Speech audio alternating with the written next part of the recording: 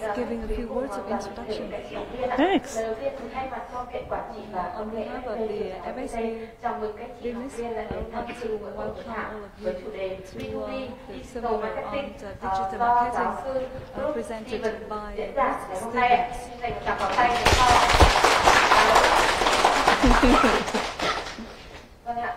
Trong lớp của chúng ta đây hiện tại đang có các chị học viên đang theo học chương trình thạc sĩ quản trị kinh doanh. Đây là một buổi thảo trong chương trình thạc sĩ quản trị kinh doanh. Ngoài ra thì hôm nay cũng có sự tham dự của các chị học đang theo học chương trình CEO quản trị điều hành cao cấp dịch vụ 4.0.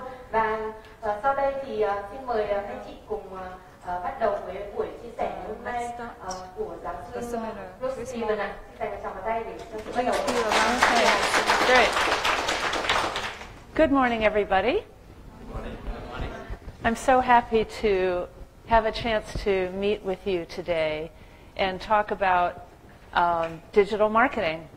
Now, it says it said on the introduction that this would be about business-to-business digital marketing, but actually I'm going to talk about digital marketing for both business and consumer markets. Xin chào tất cả các anh chị học viên. Hôm nay tôi rất vui được đến trường FSP và trao đổi với cả các anh chị về nội dung marketing số. Thì theo nội dung của chương trình thì tôi được biết là nhà trường yêu cầu tôi trình bày về lĩnh vực marketing số cho B2B ấy. Nhưng mà trong cái buổi trao đổi sáng ngày hôm nay thì tôi sẽ nói về marketing số cho cả hình thức B2B cũng như là hình thức marketing dành cho các cái khách hàng tiêu dùng B2C. So you might say, because I'm a professional in marketing, that I wanted to give you extra value. So instead of limiting this to business, I'm giving you a bonus offer, including consumer marketing as well. That's a little bit of a joke. Bởi vì tôi là chuyên gia trong lĩnh vực này, thế nên là bên cạnh cái việc nói về cái nội dung chính của buổi học ngày hôm nay là marketing số cho lĩnh vực B2B thì tôi cho khuyến mại thêm cái phần là marketing số cho lĩnh vực B2C. Okay, thank you. Now, I would like to invite you, if anything comes up today that you have questions about, please raise your hand and let's address your questions on the spot, instead of holding your questions to the end, because by then we will have changed the subject. So please feel free to raise your hand anytime during this session. And we'll take a break around 10 or 10:15 for a little bit of a rest. Trong quá trình tôi trình bày, nếu anh chị thấy có bất kỳ một cái nội dung nào anh chị muốn tìm hiểu thêm hoặc là trao đổi thì các anh chị hãy cứ ra hỏi luôn giảng viên, chứ đừng chờ đến lúc cuối buổi học, bởi vì lúc đấy có thể chúng ta đã chuyển sang nội dung khác mất rồi. Và dự kiến thì chúng ta sẽ định giải lao vào lúc khoảng 10 giờ hoặc 10 giờ 15. Great, thanks. Now, this morning I'm going to focus on 4 particular subjects or topics, and these I think are. I'm assuming that you are all fairly familiar with digital marketing channels, like, for example, advertising in using display advertising on websites, or using sponsored posts on social media, or using email marketing communications. So I'm not going to talk about those specific channels. I'm going to talk about some theoretical approaches to digital marketing. Trong ngày buổi sáng ngày hôm nay thì tôi sẽ trình bày 4 nội dung chính có liên quan đến marketing số. Tôi cũng được biết là các anh chị cũng đã biết về cái lĩnh vực marketing rồi và cũng đã tìm hiểu về một số các cái kênh marketing như là gửi email, đăng bài trên website, sử dụng video v.v. Tuy nhiên tôi cũng sẽ không trình bày chi tiết về các cái kênh marketing này, mà cái cách tiếp cận ngày hôm nay của tôi là trình bày cái khung lý thuyết giới thiệu về marketing số. Good. And I think The slides, including a Vietnamese language translation, are being made available somehow. I don't know if you've received them, but these slides will be available to you in some manner. Tôi được biết là cái bản dịch tiếng Việt cũng như là cái tài liệu trình bày của tôi cũng đã được gửi trước đến anh chị rồi đúng không ạ? Không biết mọi người đã nhận được cái tài liệu này chưa?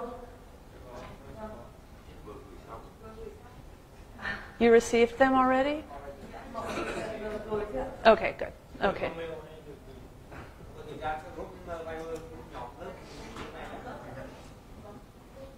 Nếu mà anh chị nào chưa nhận được thì chắc chắn là sau buổi họp hôm nay thì nhà trường cũng sẽ gửi cho anh chị. Good. And are you videotaping today's session? Anh đang quay cái buổi giảng ngày hôm nay đúng không? I should put on some more makeup.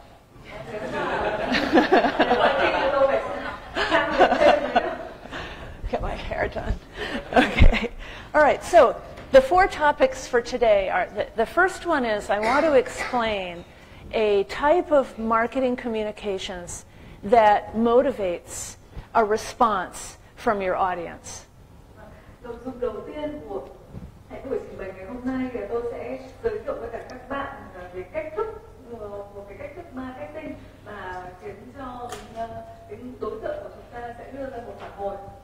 Yeah, and so that's the first topic. And then the second is I want to offer you a framework called customer buying process analysis to help you structure your digital marketing communications. Nội dung thứ hai thì tôi sẽ giới thiệu với cả các bạn một cái khung phân tích về cái quy trình mua sắm của khách hàng, và trên cơ sở đó thì các bạn sẽ thiết kế cái nội dung marketing số phù hợp. And then the third topic we'll cover this morning is testing and measurement for your digital marketing that allows you to figure out what's working and continuously improve so that you reduce the amount of bad communications and increase the amount of effective responsive communications. Chủ đề thứ ba mà chúng tôi sẽ giới thiệu với các bạn đấy là cách thức để chúng ta kiểm tra cũng như là đo lường hiệu quả của các cái phương pháp marketing số. Trên cơ sở đó thì anh chị sẽ biết được là cái cách thức nào, biện pháp nào để hiệu quả để chúng ta tập trung hơn và sẽ giảm bớt những cái biện pháp mà kém hiệu quả. And then the last topic is known as content marketing, which is a relatively new discipline in digital marketing communications today. The idea is let's attract prospective and current customers to engage with us by giving them informative content. It might be video, it might be a PDF download, it might be a case study that allows them to view us as a trusted source of expertise and information. Cái chủ đề thứ tư của cái buổi làm việc ngày hôm nay là marketing nội dung. Đây là một cái lĩnh vực tương đối mới trong truyền thông marketing số.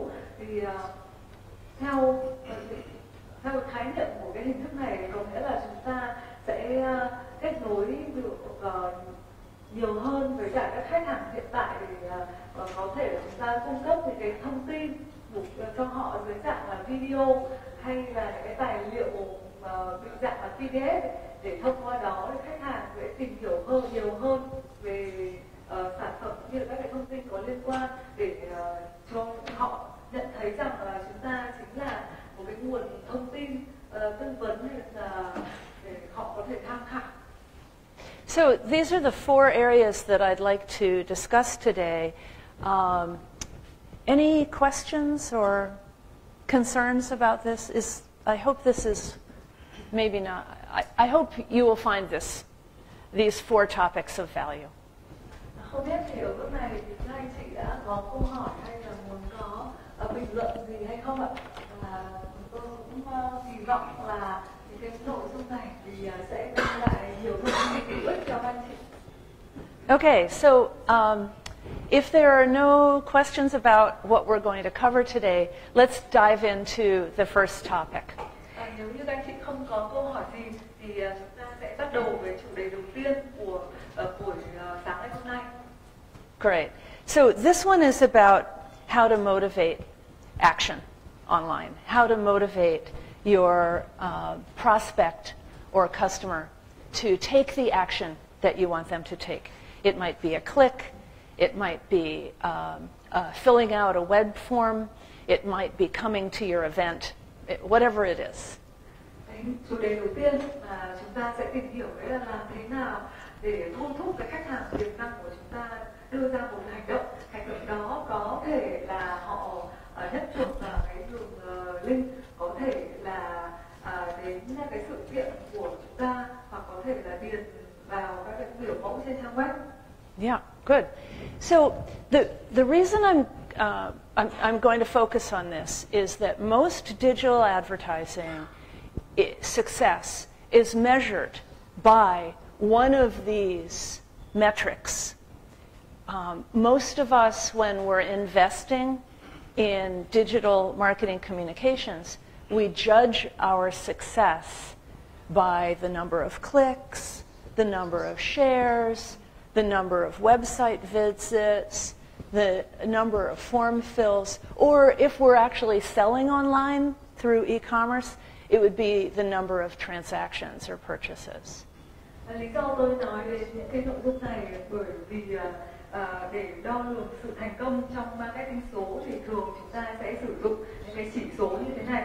Thứ nhất đấy là các cái số lượng nhấp chuột, thứ hai là số lượng chia sẻ, thứ ba là số lượng tải về, thứ tư là số lượng thăm website, thứ năm là về cái điền của các mẫu đơn trên web, và cuối cùng là nếu như chúng ta kinh doanh thương mại điện tử thì cái chỉ số ở đây sẽ là số lượng giao dịch mua bán hàng trên mạng.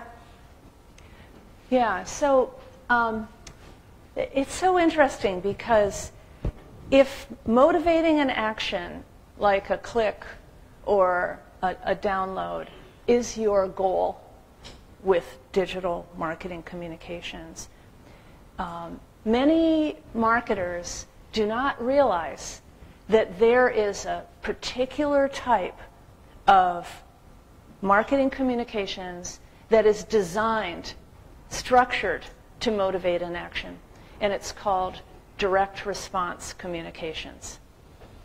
Anh chị thấy là cái chỉ số này chính là cái thước đo thành công của truyền thông marketing số, và để khuyến khích cái người dùng đưa ra cái phản hồi thì đó lại là nội dung của cái truyền thông phản hồi trực tiếp.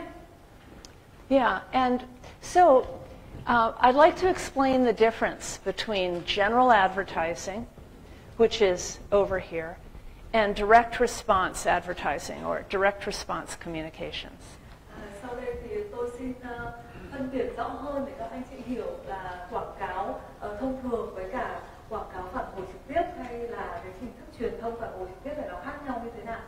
So thinking theoretically about what a general advertiser is trying to do, the objective of general advertising typically is to try to get someone to remember you and to think positively about you. Trong cái lĩnh vực quảng cáo truyền thống ấy, thì anh chị thấy là mục tiêu của nó thường là làm thế nào để cho khách hàng nhớ đến bạn và nghĩ tốt về bạn. So that means that the general advertiser will try to structure his message in a way that gets the audience to think something or feel something, usually something positive.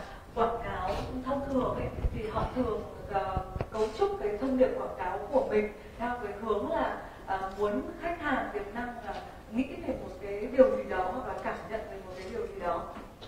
But direct response advertising or direct response communication has a completely different approach. It's all about motivating an action. It's not about thinking or feeling. It's about taking some action. Thế tuy nhiên quảng cáo phản hồi trực tiếp hay là truyền thông phản hồi trực tiếp thì lại khác hẳn hoàn toàn với cả quảng cáo truyền thống. Bởi vì theo cái hình thức quảng cáo phản hồi trực tiếp thì mục tiêu của nó là để kích thích khách hàng đưa ra một hành động nào đó, chứ họ không muốn là khách hàng chỉ có nghĩ hay là cảm thấy một điều gì đó, mà họ phải làm một việc nào đó. Yeah, so let me explain how direct response communications are defined. So the first characteristic is that direct response communications are targeted to particular individuals. Sau đây thì tôi xin đưa ra một cái định nghĩa cụ thể để giúp cho các anh chị hiểu rõ hơn về thế nào là truyền thông phản hồi trực tiếp.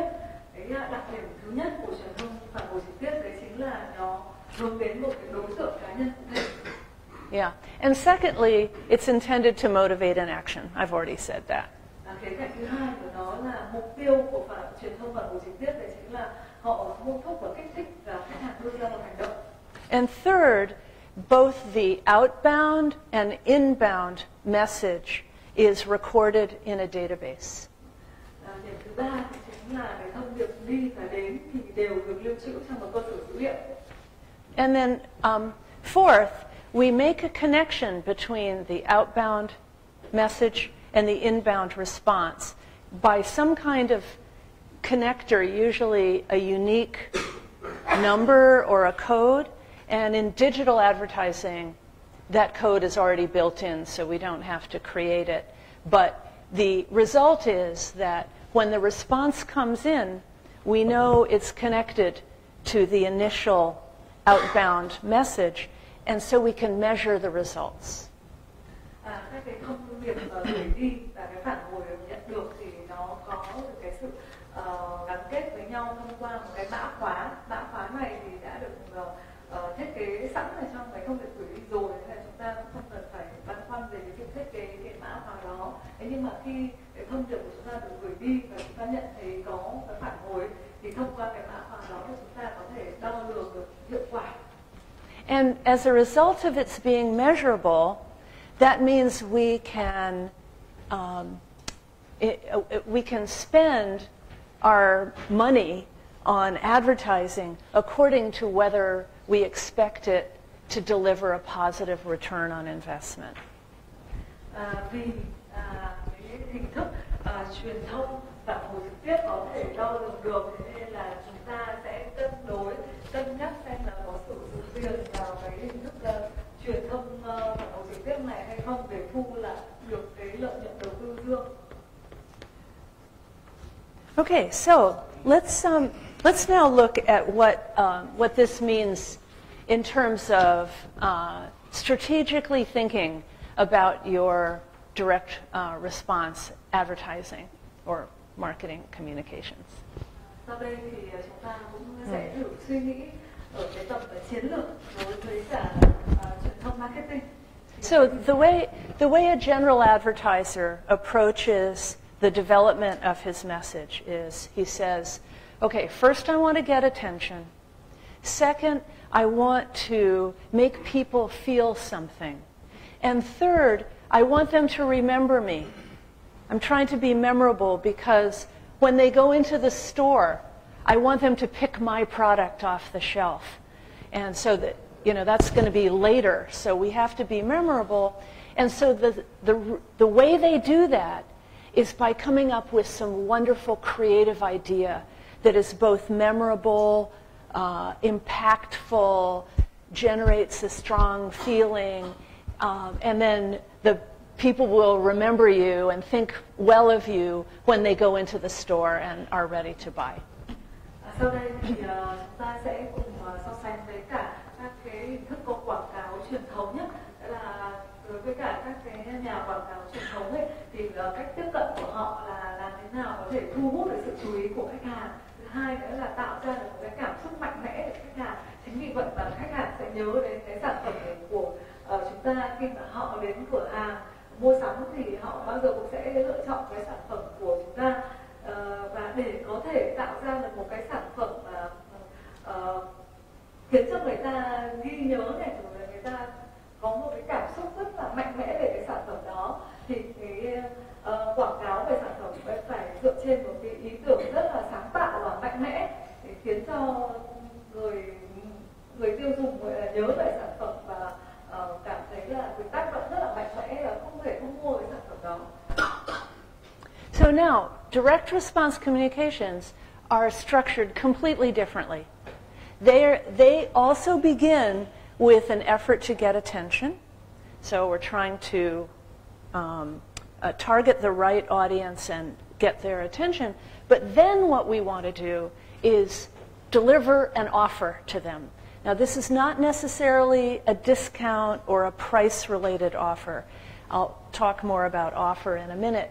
But the goal of the offer is to motivate the response, and then what we want to do next is begin a relationship.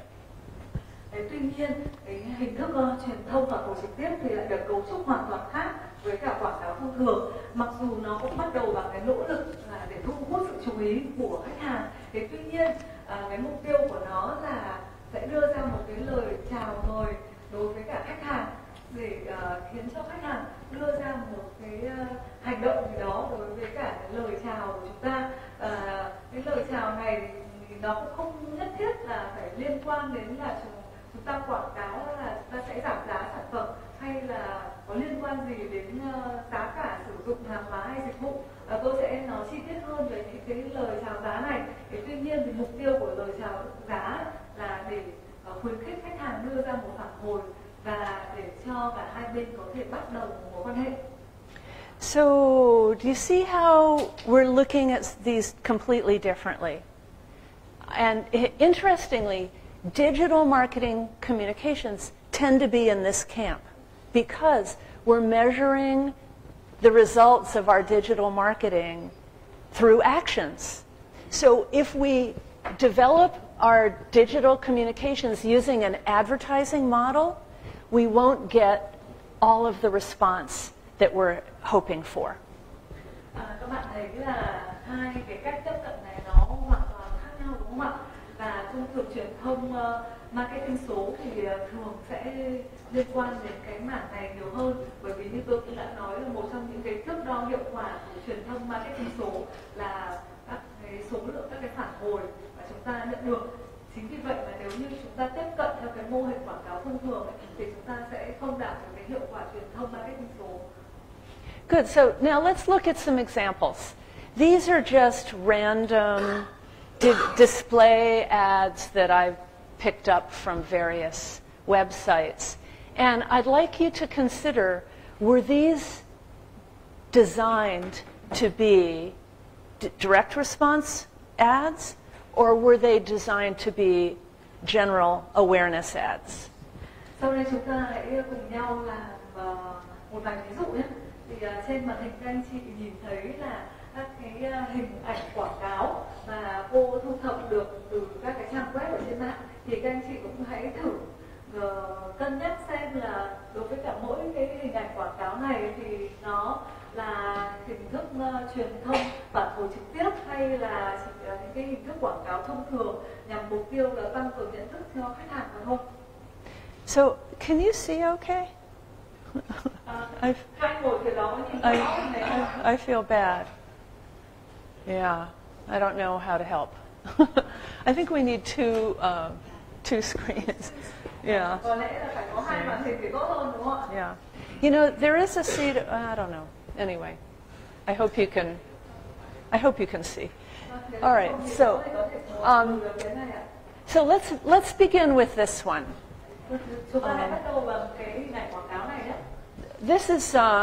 This is the wife of that famous football player Beckham. Đây là cái sản phẩm của chị Victoria Beckham, là vợ của cầu thủ đá bóng nổi tiếng. And she has I think this is an apparel clothing company she has, right? And Victoria Beckham. So would you call this a general ad or a direct response ad? Theo các anh chị thì đây là quảng cáo phản hồi trực tiếp hay quảng cáo thông thường? This is definitely a general ad, right? She's not asking us to do much. She's just saying, learn more This little box is known as the call to action. You're familiar with that term, right? Call to action. Rõ ràng là cái hình quảng cáo này chỉ là hình quảng cáo thông thường thôi, bởi vì cô Victoria Beckham này cũng không yêu cầu chúng ta phải làm gì nhiều. Oh, sorry.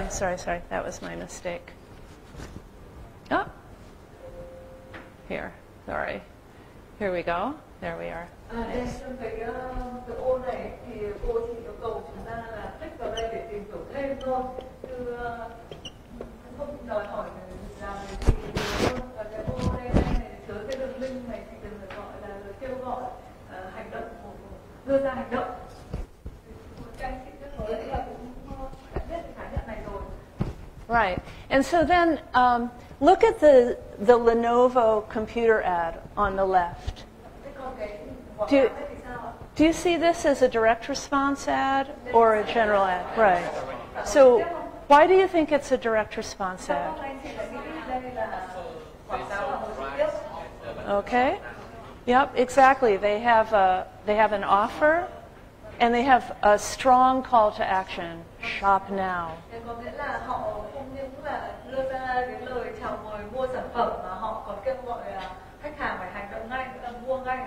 Yeah. Now, I said earlier it doesn't need to be a price-related ad, but in this case it is.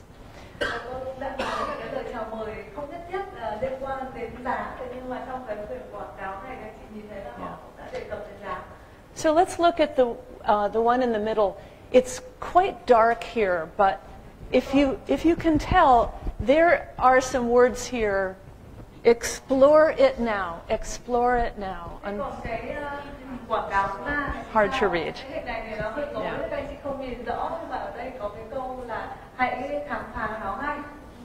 Yeah. Do you consider this general advertising or direct response? Yeah. How many think it's general advertising? Okay, and how many think it's direct response advertising? Okay, now I can see why you may argue one way or the other, and I don't want to make a big deal out of this.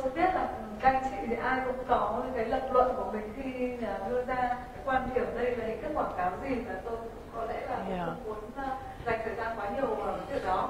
But I would argue that this is not a direct response ad because there's no offer.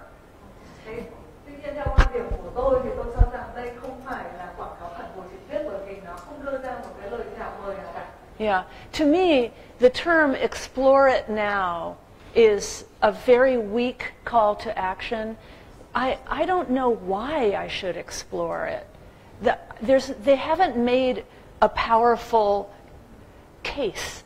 They haven't given me a reason to click on that call to action. And by the way, I can't even read the call to action. So that's a problem.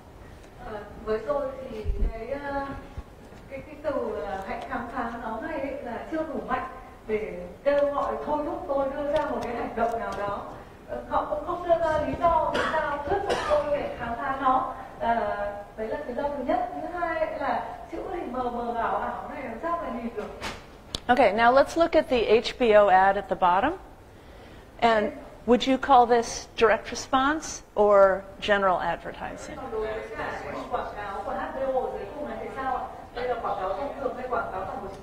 Okay, I would call it direct response too.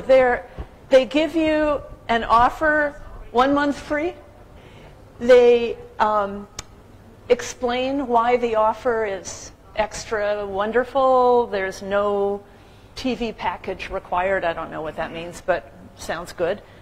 And the only thing that I would recommend to them is that they make this call to action more concrete, more specific. It's learn more is just not powerful.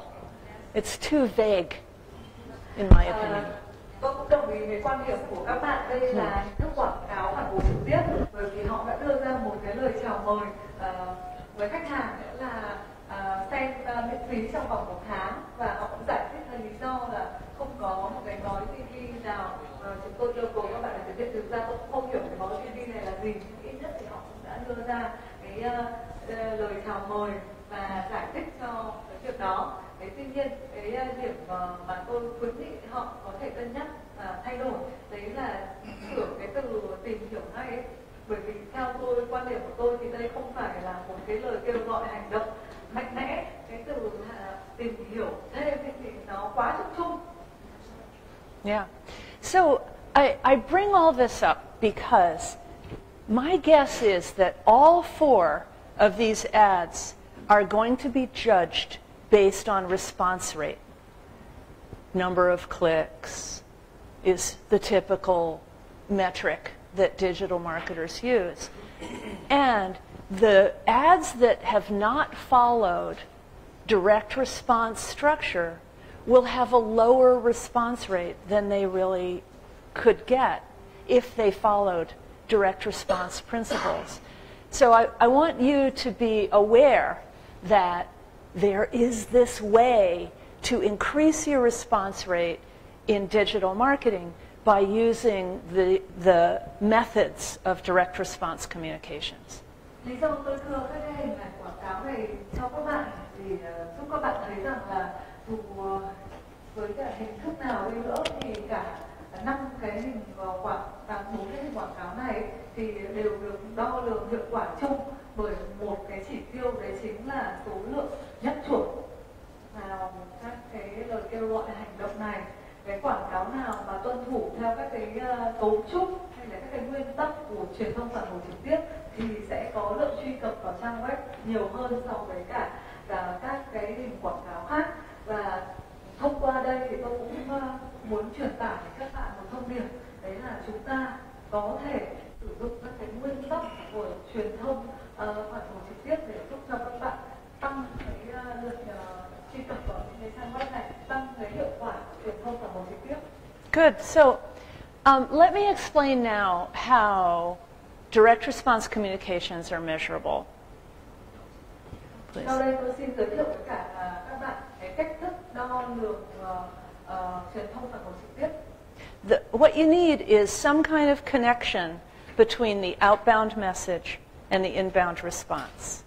Cái chúng ta cần là phải tạo ra được một cái sự kết nối giữa thông tin đưa ra và phản hồi nhận lại được. Now, in digital communications, that connection is automatic. Trong lĩnh vực truyền thông số thì cái sự kết nối này là tự động. But in offline communications, you need to create it by making sure that the response includes a unique identifier. Tuy nhiên, khi mà ngoại tuyến thì chúng ta phải đảm bảo rằng là chúng ta tạo ra được cái kết nối đó, là thường thì đó là một cái vinh danh đặc biệt. So here's an example of an email from I think it's from a retailer. Để giúp anh chị hiểu rõ hơn thì tôi xin đưa ra một cái ví dụ là thư điện tử của một nhà bán lẻ. So they're trying to get me to come into the store, and the offer is 15% off everything in the store. Mục tiêu của họ là muốn tôn là khách hàng sẽ đến cửa hàng của họ và họ đưa ra cái lời chào mời là tôi sẽ chiết khấu 15% đối với bất kỳ mặt hàng nào mà khách hàng mua. So when I walk into the store and I ask for the 15%, either I have it on my phone or I printed it out and I carry in the offer, then they can count how many people they emailed to and how many people came into the store, and they understand exactly the ROI on that message. Khi tôi đến cửa hàng thì tôi có thể đưa ra cho nhân viên bán hàng biết là cái mã chiết khấu 15% của tôi bằng điện thoại, hoặc là tôi in cái mã chiết khấu này ra bằng giấy và đưa ra cho nhân viên thu ngân được biết. Nhưng mà thông qua cái hành động đó thì họ có thể đếm được là họ đã gửi thư điện tử cho bao nhiêu khách hàng và số lượng khách hàng sử dụng cái mã giảm giá này khi mà đến cửa hàng mua sắm là bao nhiêu người để họ đo lường hiệu quả. Okay, so Direct response communications is scientific and process-oriented. So I'm just going to explain the process now. It begins very easily with building a database. Quy trình của truyền thông và của trực tiếp thì nó được diễn ra như thế nào? Thì đơn giản là nó được bắt đầu bằng với việc xây dựng một cơ sở dữ liệu. And then, of course, the next step is that you profile and target your audience. Việc tiếp theo là chúng ta lập hồ sơ về khách hàng và xác định ra nhóm khách hàng mục tiêu. In order to develop insights, you conduct market research to determine what's going on in their heads. Để có được những cái thông tin nghiên cứu chuyên sâu thì chúng ta phải khảo sát thị trường. And then you do segmentation and maybe statistical modeling in order to pick out the targets that are most likely to respond. Sau đó chúng ta sẽ phân nhóm khách hàng và nhiều khi thì các bạn cũng phải sử dụng các cái mô hình thống kê định lượng để xác định xem là nhóm khách hàng nào là nhóm khách hàng tiềm năng nhất sẽ mua hàng của chúng ta. So when we're doing digital marketing communications, this is exactly the process that digital marketers use. Khi chúng ta thực hiện truyền thông marketing số thì đây chính là cái quy trình mà các cái nhà marketing số phải thực hiện. And then you select your targets and you conduct market tests, which we'll discuss in a minute. Cái bước tiếp theo là chúng ta sẽ chọn ra nhóm khách hàng mục tiêu và tiến hành kiểm tra. And then once we understand what are the best elements, we conduct our campaign. Sau khi chúng ta lựa chọn ra được những cái nhân tố tốt nhất thì chúng ta bắt đầu thực hiện chiến dịch. And then, of course, we measure and analyze the results. Tất nhiên là chúng ta sẽ phải đo lường và phân tích kết quả. And we start all over again. So, Tiếp theo là chúng ta lại thực hiện cái quy trình này lại từ đầu. so this is basically how a digital marketer operates, but within the context of direct response strategy. Đây là cái quy trình truyền thông phản hồi trực tiếp và nó được thực hiện đối với cả cái hình thức phản hồi trực tiếp. Yeah. So with that, I'd like to explain how to think like a direct response marketing communicator. Sau đây thì tôi xin giới thiệu về các bạn biết cách tư duy của một cái người làm truyền thông marketing phản hồi trực tiếp. Yeah. Because there are three principles that you need to analyze. The first one is the target audience. Bởi vì có 3 nhân tố mà chúng ta sẽ phải phân tích. Cái điểm thứ nhất là chính là cái đối tượng mục tiêu. The second is to develop the most compelling offer that will motivate that target to act. Điểm thứ hai là làm thế nào để xây dựng ra được một cái lời chào mời hấp dẫn để cho các cái đối tượng mục tiêu sẽ đưa ra hành động. And then the third element of the strategy is to identify the copy, the headlines, the messaging, the design, the format of your communication. Và cái nhân tố thứ ba thì chính là chúng ta phải cân nhắc về nội dung, thể thức cũng như là các cái tiêu đề v.v. của cái hình thức truyền thông mà chúng ta đưa ra. So each of these three elements deserves your attention, because if you can optimize each one in turn, you can improve your response rates. Cả ba cái nhân tố này đều rất là quan trọng, bởi vì nếu như chúng ta cải thiện được từng cái nhân tố này thì chúng ta sẽ có thể tối ưu hóa và kết quả của mình. So let me just ask you, if I gave you 100 points and asked you to assign each of these three based on their ability to drive response, assign those 100 points using a weighting, approaching it through weighting, then how would you assign the 100 points to identify which ones are the most powerful drivers? If you think they're all equally important in driving response, you would say 33, 33, 33. Sau đây tôi xin cho các bạn 100 điểm. Để trên đó thì các bạn sẽ cho điểm từng cái tiêu chí này để xem là tiêu chí nào thì có khả năng là kích thích khách hàng đưa ra phản hồi. But yeah, nếu như các bạn nghĩ rằng là 3 tiêu chí này đều quan trọng như nhau, các bạn có thể cho điểm là 33 điểm, 33 điểm và 33 điểm. Thì bây giờ các bạn có thể cân nhắc chấm điểm các cái tiêu chí này xem. So let me just ask you to take out a pencil and write down your estimation of how you would assign the 100 points to these three elements. Bây giờ tôi các anh chị để lấy giấy bút ra để xem là các anh chị sẽ chấm điểm 3 tiêu chí này như thế nào. Okay, do you have your, 100 điểm để anybody have their numbers? I'm asking you to write it down so you can't change your mind. bây giờ các anh chị để viết ra đấy thì thế thì các anh chị sẽ không thay đổi That's a joke. Yeah. Okay. Anybody want to let me know what you said? What? I write on here. Oh, okay. So you're giving 50 to the target?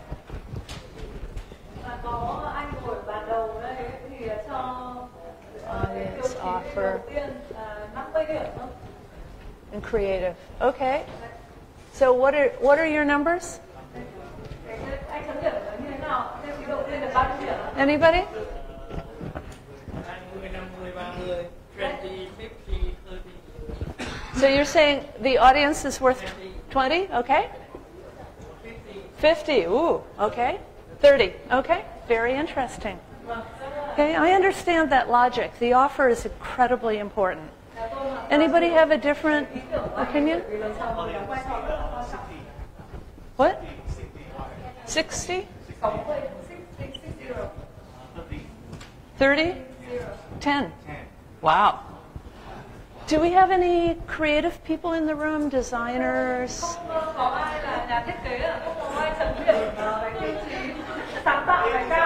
He's disrespecting you. Okay. Oh, you're a designer? Oh, okay. What's your numbers? 40? 40 here, okay. 30, 30, okay. Okay, interesting. What do you say? Wow, okay, wow. Really, okay. What do you say? 40? 40, 40, 20, okay. All right, this is so interesting. Any other points of view? Oh, interesting. Okay, 50, 20, and 30. Okay. All right, well, any alternate? What's yours? 50. Oh, baby. You're the right. You've got it right. This one is right. This is right. Now, yeah, this is amazing. It really, we know this because direct response communications are measurable. And so we can test the impact of each of these three elements. And we have learned over like 100 years of testing that the audience is the single most important driver of results. So this guy also deserves credit, okay? For putting, you want to put the audience first in your thinking. And the reason, of course, is, oh, I'm sorry, I'm going on to, you go ahead. Go ahead. Anh cuối cùng đưa ra con số rất là chính xác, bởi vì như tôi cũng đã giải thích về truyền thông phản hồi trực tiếp hoàn toàn có thể đo lường được kết quả, và sau khoảng 100 năm tiến hành đo lường và kiểm tra thì chúng tôi đã phát hiện ra được rằng cái đối tượng khách hàng và nhân tố đó đóng vai trò quan trọng nhất. Và tôi cũng thấy là anh chị nào mà đưa ra thì 60, 30 người ấy cũng được hiểu, bởi vì cái lời này thì cũng đánh giá cái vai trò của đối tượng khách hàng là quan trọng nhất. Now, the reason that the audience is so powerful is that if you are talking to the wrong person, then the greatest offer and the most compelling creative are not going to do the job. Lý do vì sao mà đối tượng khách hàng đóng vai trò quan trọng nhất? Đấy, bởi vì khi chúng ta nói chuyện tiếp cận với cả sai đối tượng ấy, thì dù cái lời chào mời của chúng ta hay như thế nào, hay là cái nội dung quảng cáo của ta sáng tạo ra bao nhiêu, thì nó cũng không đưa lại cái kết quả mong muốn. And then, if you're talking to the right person, then the offer is the most important element, because the natural role of a human being is to do nothing. And it's our job to motivate them to do something. Nếu như chúng ta nói chuyện đúng người, thì cái lời chào mời của chúng ta lúc đó thì nó mới đóng một vai trò quan trọng, bởi vì xu hướng tự nhiên của con người là không làm gì cả. Chính vì vậy nếu mà chúng ta tiếp xúc với cả đúng người thì chúng ta sẽ sử dụng các cái công cụ marketing để khuyến khích họ làm điều gì đó. And then, once you have the most compelling offer, you have to get it across. You have to communicate it. You have to communicate it clearly and effectively. If you are unable to deliver the offer clearly, then you're not going to get the response that you deserve. Ngay kể cả khi chúng ta đã có thể xây dựng được một cái lời chào mời nó rất là hấp dẫn rồi, thì chúng ta cũng phải có cách để truyền tải cái lời chào mời đó đến khách hàng. Nếu như mà cái lời chào mời của chúng ta không rõ ràng và không tốt thì khách hàng chả làm gì. So you may be saying, why is she going through all of this? This is so obvious. But the reason is that most of us, when we're working as marketers, we're thinking about this part. We're not thinking about this, and we're not thinking about this. But actually, 80% of the power of driving a response lives with these two pieces. Có thể các bạn đang suy nghĩ là không biết vì sao cô giáo lại đưa ra những cái nội dung này để làm gì. Nhưng mà tôi cũng thấy rằng là phần lớn những người làm việc trong lĩnh vực marketing thì thông thường họ chỉ quan tâm đến cái phần lĩnh vực cuối thôi, cuộc sáng tạo này thôi, nhưng họ không quan tâm đến lĩnh vực còn lại. Nhưng mà trên thực tế thì cái đối tượng khách hàng mục tiêu hay là lời chào mời nó lại chiếm đến 80% hiệu quả của truyền thông và của mình viết. So, are you convinced? Okay. Okay, so before our break, let's just run through an analysis of offer strategy. Okay?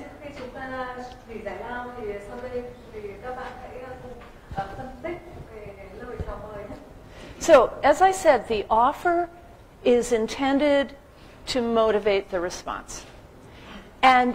But you need to think about two things. One is, what am I going to give the target? And what do I want the target to do in exchange? Như tôi đã nói là mục tiêu của cái lời chào mời này là để thôi thúc khách hàng đưa ra một hành động. Chính vì vậy là các bạn sẽ phải nghĩ đến hai yếu tố, nghĩa là tôi muốn khách hàng làm cái việc gì và khách hàng thì lại cần phải phản hồi như thế nào. So it's a two-way street. Đây là đường hai chiều. Then the other thing is that you need to have an offer. Many marketers, like those 4 ads that we saw, only 2 of them had an offer. It's very common for marketers to forget the offer. So you need an offer. Thì rất là quan trọng để khuyến khích kích thích khách hàng đưa ra một cái hành động nào đó. Và thông thường thì các cái nhà tiếp thị viên thường quên là chúng ta phải đưa ra cái lời chào mời cho khách hàng của mình. Yeah, Have any of you been involved in sales or selling? Các anh chị cũng đang làm việc trong lĩnh vực sale đúng không ạ? Been involved in selling? Thì đề nghị anh chị giơ tay ạ. You know how a salesperson is trained to ask for the order? Các anh chị biết cách thức các cái nhân viên tiếp thị sale được đào tạo như thế nào để đưa ra lời chào mời đúng không ạ? Yeah. So a salesperson will say, a salesperson will have a conversation with his target. And at the end of the conversation, he'll say, so, can I put you down for 4 of those? Thông thường ấy là nhân viên sale khi tiếp xúc với đối tượng khách hàng mục tiêu ấy, thì đến cuối cái buổi tiếp xúc đó thì họ sẽ nói là thôi được rồi, thì bây giờ chúng ta sẽ thống nhất 4 điểm cái này được không? Right? This is what salespeople do. Đây chính là cách thức hoạt động của các nhân viên bán hàng. And in this kind of marketing communication online, there's no salesperson. So we need to substitute for that power. A salesperson is so persuasive and he says, okay, do you want it in red or black? Nhưng truyền thông phản hồi trực tiếp trực tuyến thì chúng ta lại không có được cái khả năng đó của các cái nhân viên bán hàng. Nhưng bây giờ chúng ta phải thay thế cái quyền lực đó. Nên như là anh gặp gỡ trực tiếp thì anh có thể chốt đơn hàng là thôi được rồi. Thế bây giờ tóm lại là anh thích đơn hàng màu đen hay là màu đỏ. Bây giờ chúng ta không có, vậy đó thì chúng ta thay thế như thế nào? So the offer is taking the role of the salesperson to get the action. Bây giờ thì cái lời chào mời này sẽ đóng thế cái vai trò của nhân viên bán hàng sẽ làm thế nào để thôi thúc khách hàng đưa ra một hành động. So if you have a good offer in your advertising, you can increase the response rate by 300%. Nếu như chúng ta đưa ra được một cái lời chào mời hấp dẫn và hiệu quả thì chúng ta có thể tăng cái tỷ lệ phản hồi lên 300%. So I was looking around on Google for wedding dresses. And I noticed I was doing this in Singapore and Hong Kong. And when you, I just typed in wedding dress Hong Kong or wedding dress Singapore, and I noticed that the Google ads, these are paid ads, did not have an offer. Để đưa ra một ví dụ về cái việc này thì tôi cũng đã thử lên Google để tìm hiểu về cái việc tiếp thị váy cưới ở các nước nó như thế nào. Tôi cũng đã tìm hiểu về việc bán váy cưới ở Singapore và Hồng Kông. Thì như anh chị có thể nhìn thấy trên màn hình cái màu hình quảng cáo màu xanh này nghĩa là cái quảng cáo được trả tiền để nó đưa lên đầu tiên đấy. Thì cái quảng cáo này thì không đưa ra một cái lời chào mời gì cả. Okay, so remember we said the first thing we do in strategizing a marketing communication, we understand the target audience. Như tôi cũng đã nói về chiến lược truyền thông ấy, thì cái bước đầu tiên là chúng ta phải biết về đối tượng khách hàng. We try to understand what they need, what they're interested in, and how we can help them. Chúng ta phải biết được nhu cầu và sở thích của khách hàng. Trên cơ sở đó chúng ta xác định là cách thức chúng ta có thể giúp đỡ họ như thế nào. So let's think about a girl who's shopping for a wedding dress. Bây giờ chúng ta hãy thử tìm hiểu cái nhu cầu, cái suy nghĩ của một cái cô gái đang tìm kiếm mua váy cưới. And let's think about what is the objective of these advertisers. Thế bây giờ chúng ta hãy xem cái mục đích của cái người quảng cáo này như thế nào. The advertiser, it has a wedding dress store. Theo quảng cáo này thì chúng ta biết được là họ có một cái cửa hàng bán váy cưới. And they're trying to get the girl to come into the store, right? Họ muốn cái cô gái này đến cửa hàng của họ để mua váy cưới. So that's the job of the ad. So can you, sorry. Đây chính là cái công việc của quảng cáo này.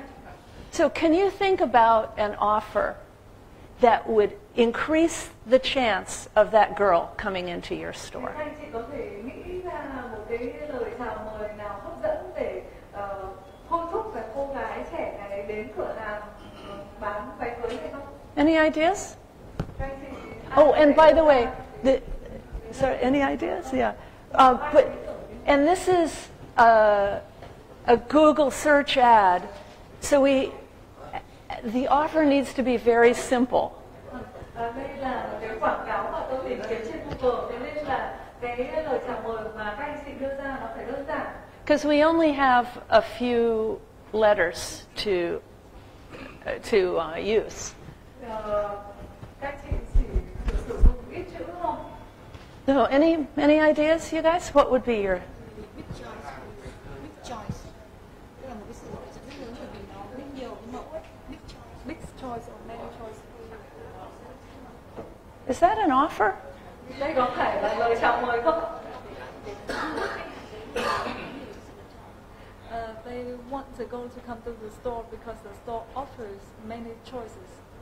Yeah, but that's not going to motivate. Okay, that's something. That's a feature. We call that a feature.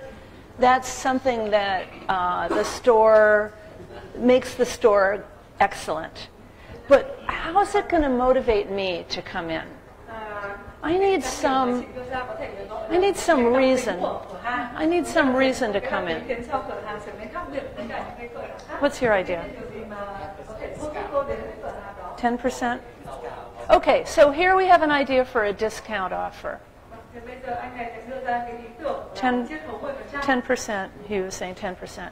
What's your idea? 5 mẫu mới nhất cho 100 người đầu tiên. 5 mẫu mới nhất. Find new models for the first 100 customers. Okay. So the first 100 customers are going to get something special. Get the newest. Okay.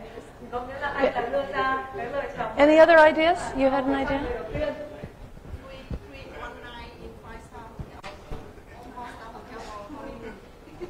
Oh, okay. Free 5-star hotel night for the honeymoon. Okay. And your idea? Free makeup. Free makeup on your wedding day or something. Okay, good. Yeah. What's he saying? Free husband. Definitely, we definitely need that. Yeah. Let's get the husband going here. Okay. So, you have an offer idea? I think there may be free makeup or free photograph. Okay, free makeup, free photograph. This seems worth testing. Yeah. Your idea? Dạ, 10% cho 50 khách hàng đầu tiên và kết thúc trong 1 tuần. Hết hạn trong 1 tuần. Okay. Yeah. You know, both of you guys, I like your approach because one of the powerful ideas is to deliver a sense of urgency. Anh để đưa ra cái hướng là thời gian mà khuyến mại chỉ có thời hạn thôi. Can be really Họ bị áp lực về thời gian. You've got another idea over here.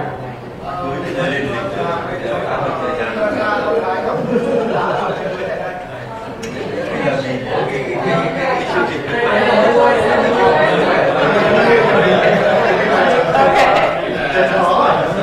Do we have to bring them up? Yeah. Okay. Don't translate that. Okay. So let me just give you guys some feedback about your offer ideas.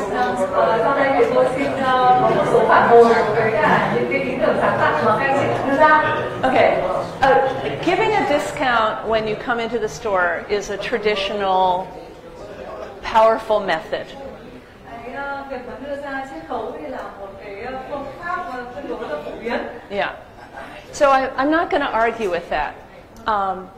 Thế nên là tôi cũng sẽ không tranh luận Yeah, về that's cái standard. mới này. But there are other things that you can do. The idea of a makeup at your wedding or a free hotel night at your wedding or the photo at your wedding, I think can be very powerful. But I've been creating offers for many years, and I know that you want the offer to have an immediate benefit in the store.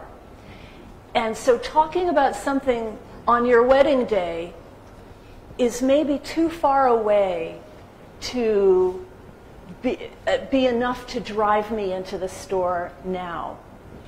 Tôi thấy rằng những cái lời chào mời khác như là miễn phí chụp ảnh, miễn phí trang điểm cô dâu, miễn phí phòng nghỉ khách sạn vào cái ngày tân hôn ấy, thì cũng là những cái lời chào mời có tính rất thuyết phục. Tuy nhiên thì tôi cũng đã là người thiết kế các cái lời chào mời trong nhiều năm rồi, thì tôi cũng nhận thấy rằng là cái việc chúng ta đưa ra một cái lợi ích mà mãi về sau này mới nhận được thì cũng có lẽ cũng khiến cho khách hàng cân nhắc có đến cái cửa hàng này ngay lập tức hay không. Yeah, and so it's worth testing, but strategically I would recommend that you think of some extra benefit that they get for coming into the store. Because the goal of the store owner is to get traffic into the store. So here's an idea. Oh yeah, please, thank you. Tôi nghĩ rằng là có lẽ các anh chị cũng nên nghĩ về những cái lợi ích bổ sung khác mà người khách hàng đó khi đến cái cửa hàng này sẽ nhận được ngay, chứ không phải là chờ đến sau này mới nhận được. Thì bởi vì mục tiêu của cái người chủ cái cửa hàng váy cưới này là muốn thu hút khách hàng đến với cửa hàng cơ mà. Thì sau đây thì cô cũng xin giới thiệu một vài cái cách thức mà chúng ta có thể cân nhắc như thế nào. And I don't know how girls in Vietnam shop for wedding dresses, but my guess is they bring their friends with them. They bring their mother, they bring their aunts. Is this true here? Tôi cũng không biết là các cô gái ở Việt Nam khi mà họ đi lựa chọn để mua váy cưới thì họ sẽ làm như thế nào, nhưng mà thông thường mà nói thì một người khi mà đi mua váy cưới sẽ đi kèm với bạn bè, người thân. This is the way girls behave here. So that means there's a kind of party atmosphere or a community of the ladies who are going to the store. Đây là hành vi ứng xử chung của phụ nữ, đúng không ạ? Vì như vậy thì cái việc mà đến cửa hàng váy cưới đấy nó là một cái hành động mang tính chất một tập thể mà họ cảm thấy là đi chung với nhau thì rất là vui vẻ. So maybe we could offer something that enhances their experience in the store, all these ladies. Chính vì vậy mà chúng ta cũng có thể đưa ra một vài cái giải pháp để khiến cho cái trải nghiệm đến với cửa hàng của chúng ta vui vẻ và đáng nhớ. Like, how about a glass of champagne for everybody who comes? Ví dụ như là ai đến với cửa hàng váy cưới này thì cũng đều được tặng một ly champagne miễn phí. Or something. I'm just bringing this up because you can give a discount on the dress, but maybe you can come up with something that's more about the in-store experience and easy to explain because you have a very small ad, and that will motivate them to come to your store and be different from the other stores. Anh chị vẫn có thể là chiết khấu 10% trên cái giá thuê hay là mua cái váy cưới đó, và ngoài ra chúng ta đưa ra những cái lợi ích là bổ sung khác, và cái lợi ích đó phải nhấn mạnh đến là lợi ích khi mà trải nghiệm tại cửa hàng này, là cái lời chào mời đưa ra ở đây nó phải ngắn gọn thôi, bởi vì quảng cáo trên Google đưa ra chỉ một vài dòng thôi, không có quá nhiều dòng để thể hiện ở đây, mà chúng ta sẽ phải làm thế nào để cái quảng cáo của chúng ta khác biệt với cả những cái cửa hàng khác. Okay, so let me just wrap up this offer discussion with one more example from the business to business side, where in business to business, this company is selling business business information. So if a salesperson is planning to call on a certain company, this company, Hoover's, will give them a lot of data about the names of the people in the company, their titles, and the history of the company, and so forth. Sau đây thì tôi xin được nói về các cái lời chào mời cho các cái truyền thông marketing trong lĩnh vực B2B. Thì đây là một cái quảng cáo của một công ty chuyên bán các cái thông tin doanh nghiệp. Thế chẳng hạn nếu như một cái nhân viên sale mà muốn tiếp xúc với cả một cái công ty nào đó, thì nếu như họ sử dụng cái dịch vụ của tên tuổi của địa chỉ của những cái người có liên quan tại cái công ty đó để tiếp xúc. So thinking about the audience for this this product, service actually, the audience is salespeople. Nếu chúng ta cân nhắc thì chúng ta biết được rằng là các cái đối tượng khách hàng, mục tiêu của cái dịch vụ này chính là các cái nhân viên sale. And thinking about what salespeople need, they need leads. Cái nhu cầu của các cái nhân viên sale là gì? Họ cần phải có lead. Are you familiar with the term leads? So a sales lead is some kind of information that helps them get an appointment with a target. Có nghĩa là các cái thông tin mà có thể giúp được cho cái nhân viên sales tiếp cận được với cả cái công ty mà họ cần phải tiếp xúc. So in this case, they understand that salespeople need leads, and coincidentally, they are selling business information. So they give 25 free samples of their product. Họ biết được rằng là các cái nhân viên sale thì cần các cái thông tin để tiếp xúc với cả khách hàng. Vì vậy mà họ đưa ra cái lời chào mời này là họ đưa cho miễn phí 25 sản phẩm. And you notice how the call to action is so strong. It says, "Get started now."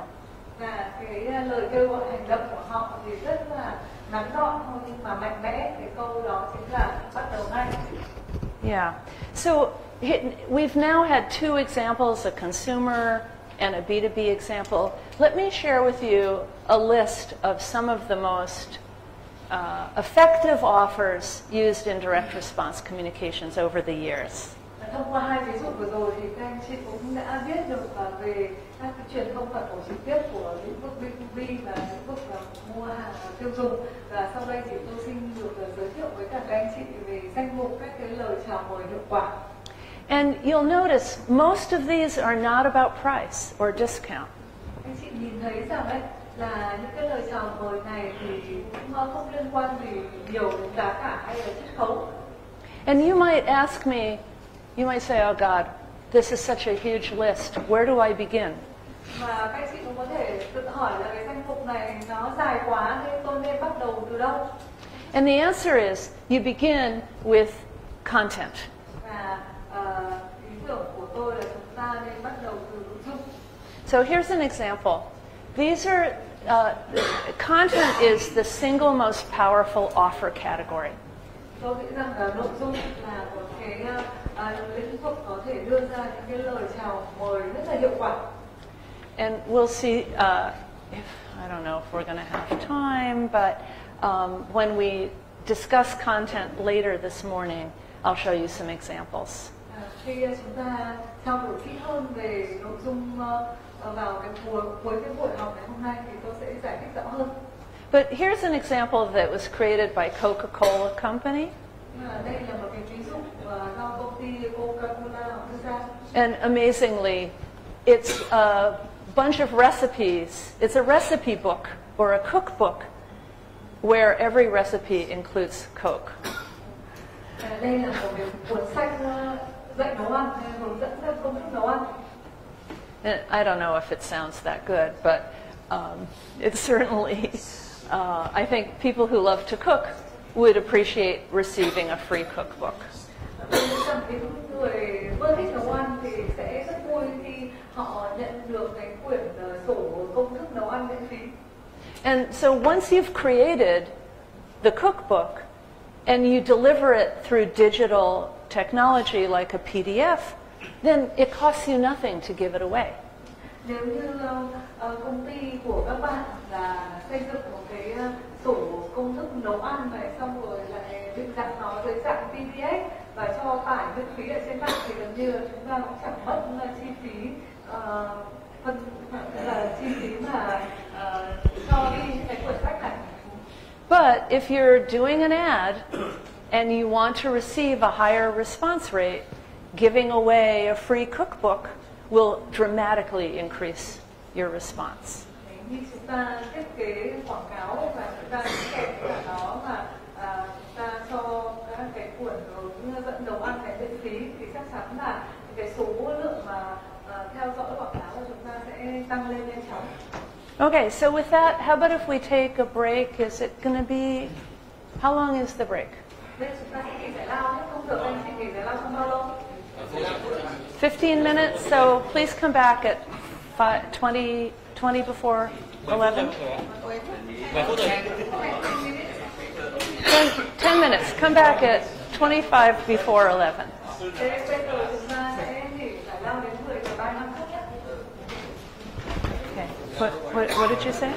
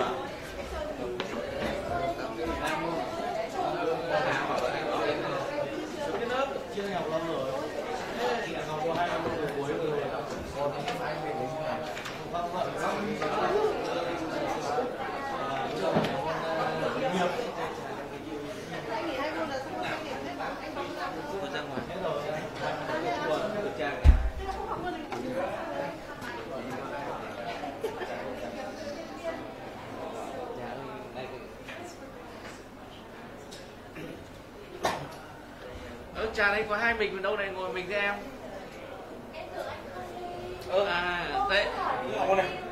Thấy em bảo đi nên anh phải đi.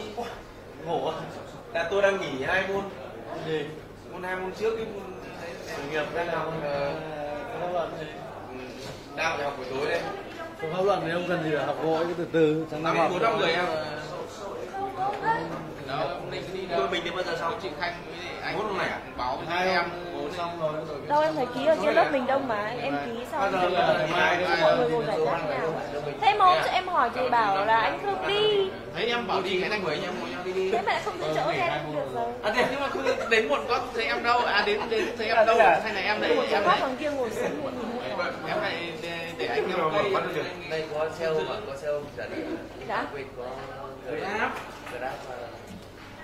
Em vừa nhìn thấy Grab của em. Ông ngồi đâu đấy? Không ngại, chưa lại giới thiệu với anh nhá. Chú còn cười để của anh. Đây chả xin đi quỷ. Xong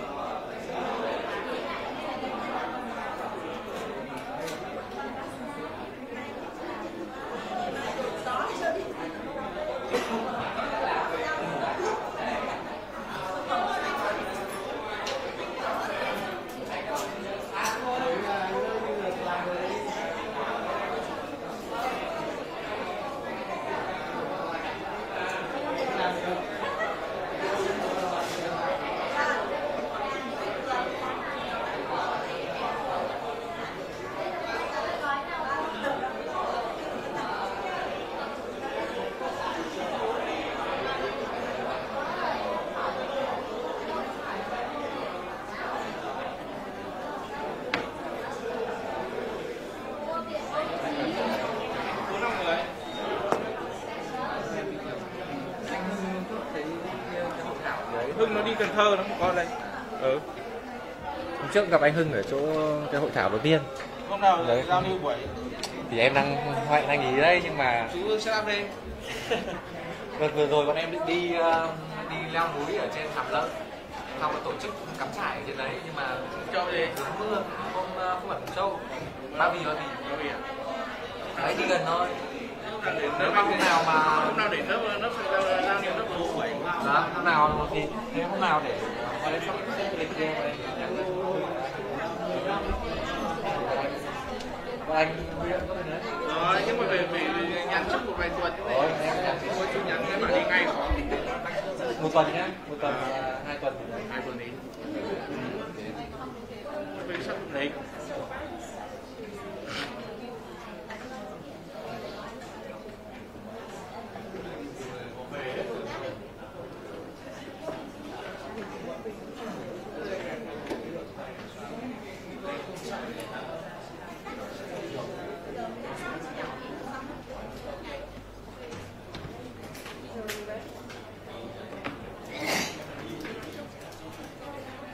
So, hello everybody. Let's get back to it. So I hope I've made a persuasive case for using direct response principles when you conduct digital advertising. Tôi nghĩ rằng tôi đã đưa ra được một số những cái ví dụ tương đối là tiêu biểu về truyền thông phản hồi trực tiếp khi chúng ta thực hiện truyền thông kỹ thuật số. So now it's time to jump into the second topic. Question? Sure. Yeah. That's our fourth topic today. Okay. Yeah. Okay. Please do. Bây giờ chúng ta sẽ chuyển sang nội dung thứ hai của Sounds good. Yeah. Just to remind you, the second topic is we're going to talk about the buying process. Sau đây thì chúng ta sẽ tìm hiểu về cái việc phân tích quy trình mua của khách hàng. And the third topic is testing. Chủ đề chúng ta là kiểm tra. And the fourth topic is content marketing. Nội dung thứ tư là marketing nội dung. Okay, so I want to introduce this second topic, namely the buying process. Sau đây tôi xin giới thiệu chi tiết về cái nội dung chủ đề thứ hai, là quy trình mua sắm của khách hàng. Because what we're learning in digital marketing is that people go through a series of steps before they buy. Trong lĩnh vực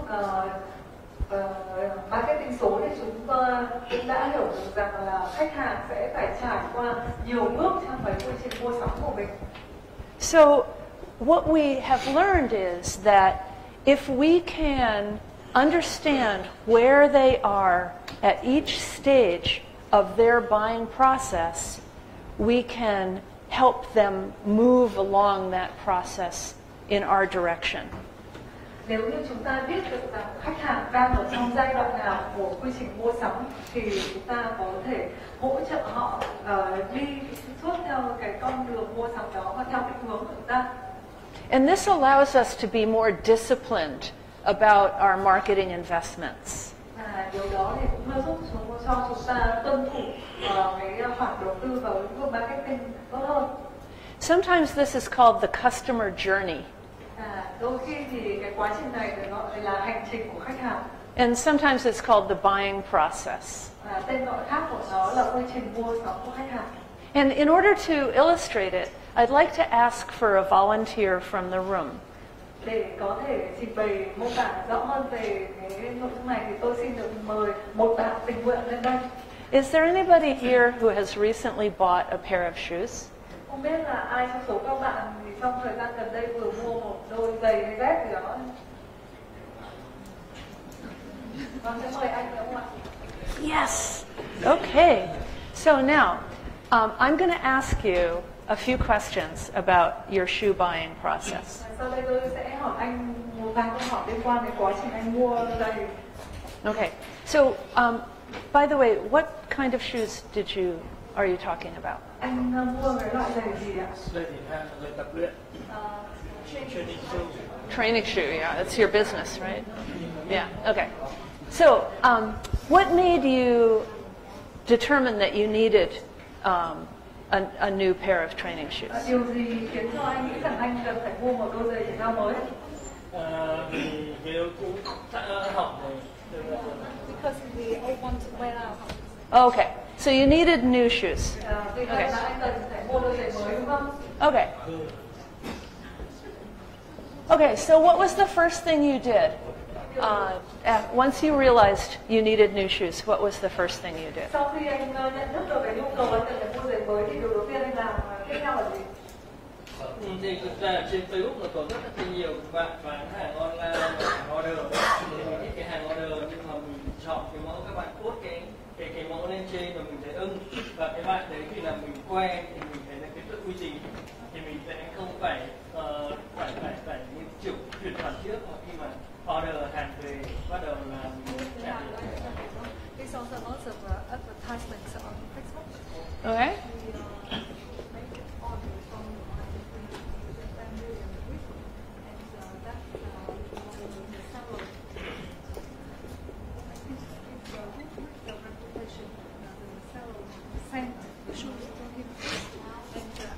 He received the shoes, and then he made the payment to the seller.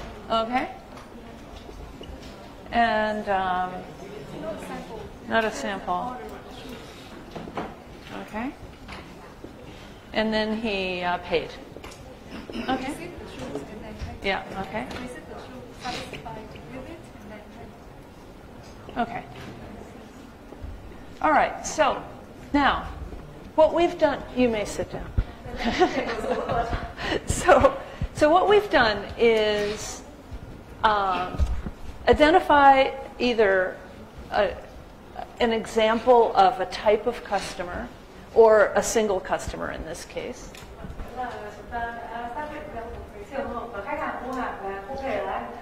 And we've figured out what are the steps he goes through to buy a pair of shoes.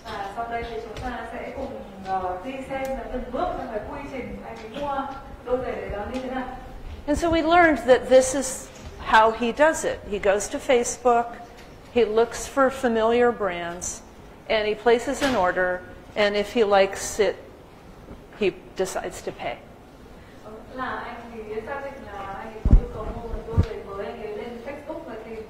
Xem các cái quảng cáo bán giày để anh ấy lựa chọn cái đôi giày phù hợp từ một cái chủ cửa hàng bán online và có uy tín, là anh cũng đã biết cái người đó, sau đó thì anh đặt mua hàng. Sau khi anh đã nhận được cái đôi giày và anh hài lòng với cả sản phẩm thì anh phải bắt đầu thanh toán tiền.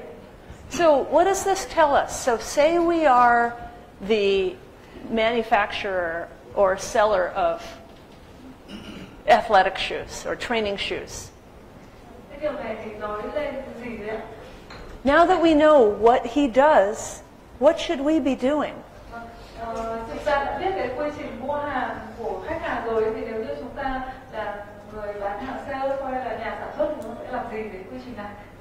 So we clearly need to be on Facebook, right?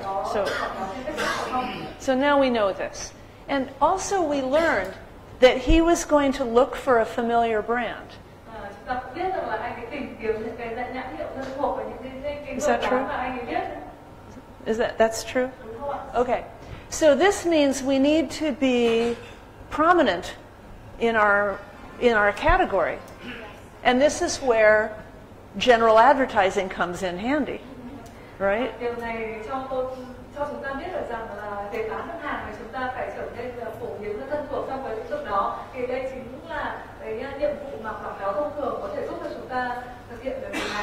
But we also need to give him a great experience in e-commerce.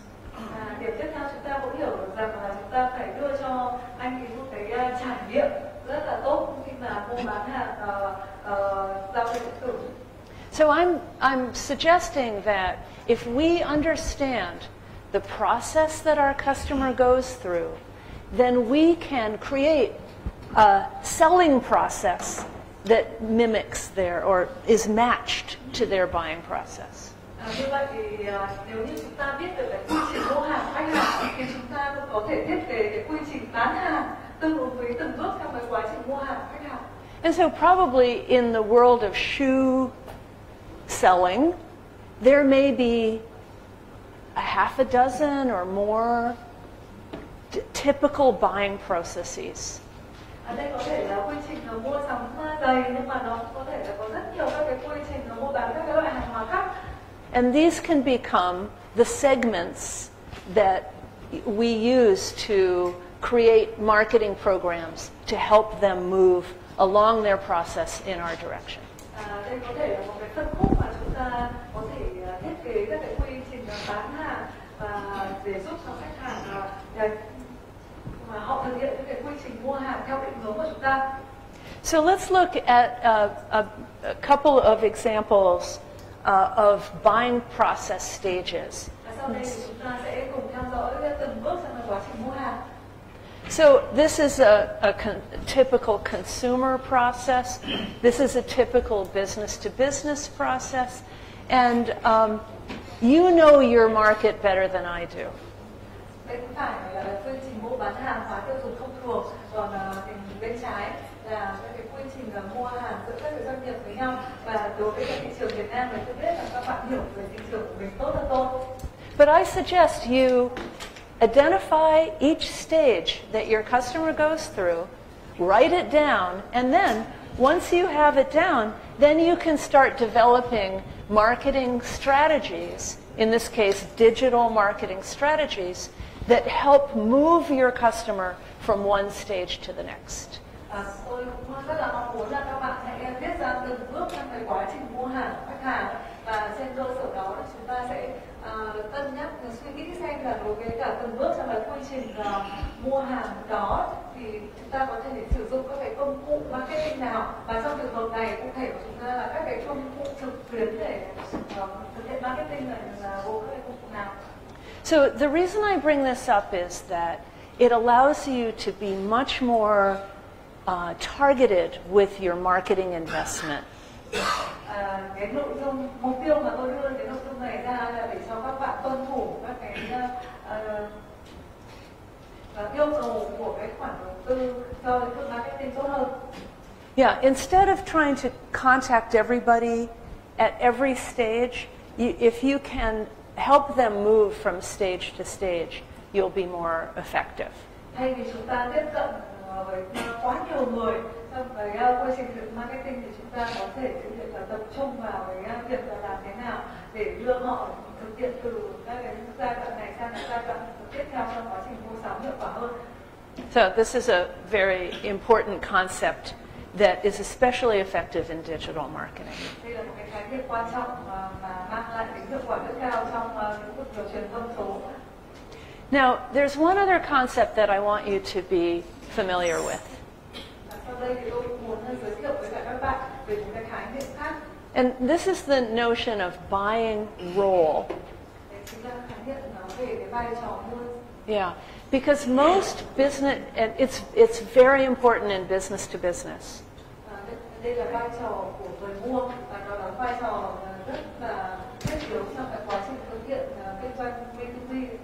Because when businesses are buying, they usually create a committee or a group of people to make the buying decision.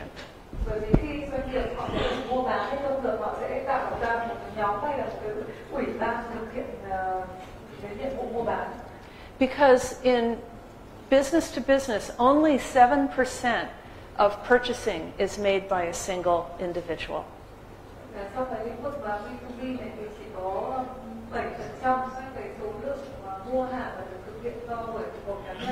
So we find that in business to business, there are these different buying roles. One person is the decision maker. In a small business, this would be probably the owner.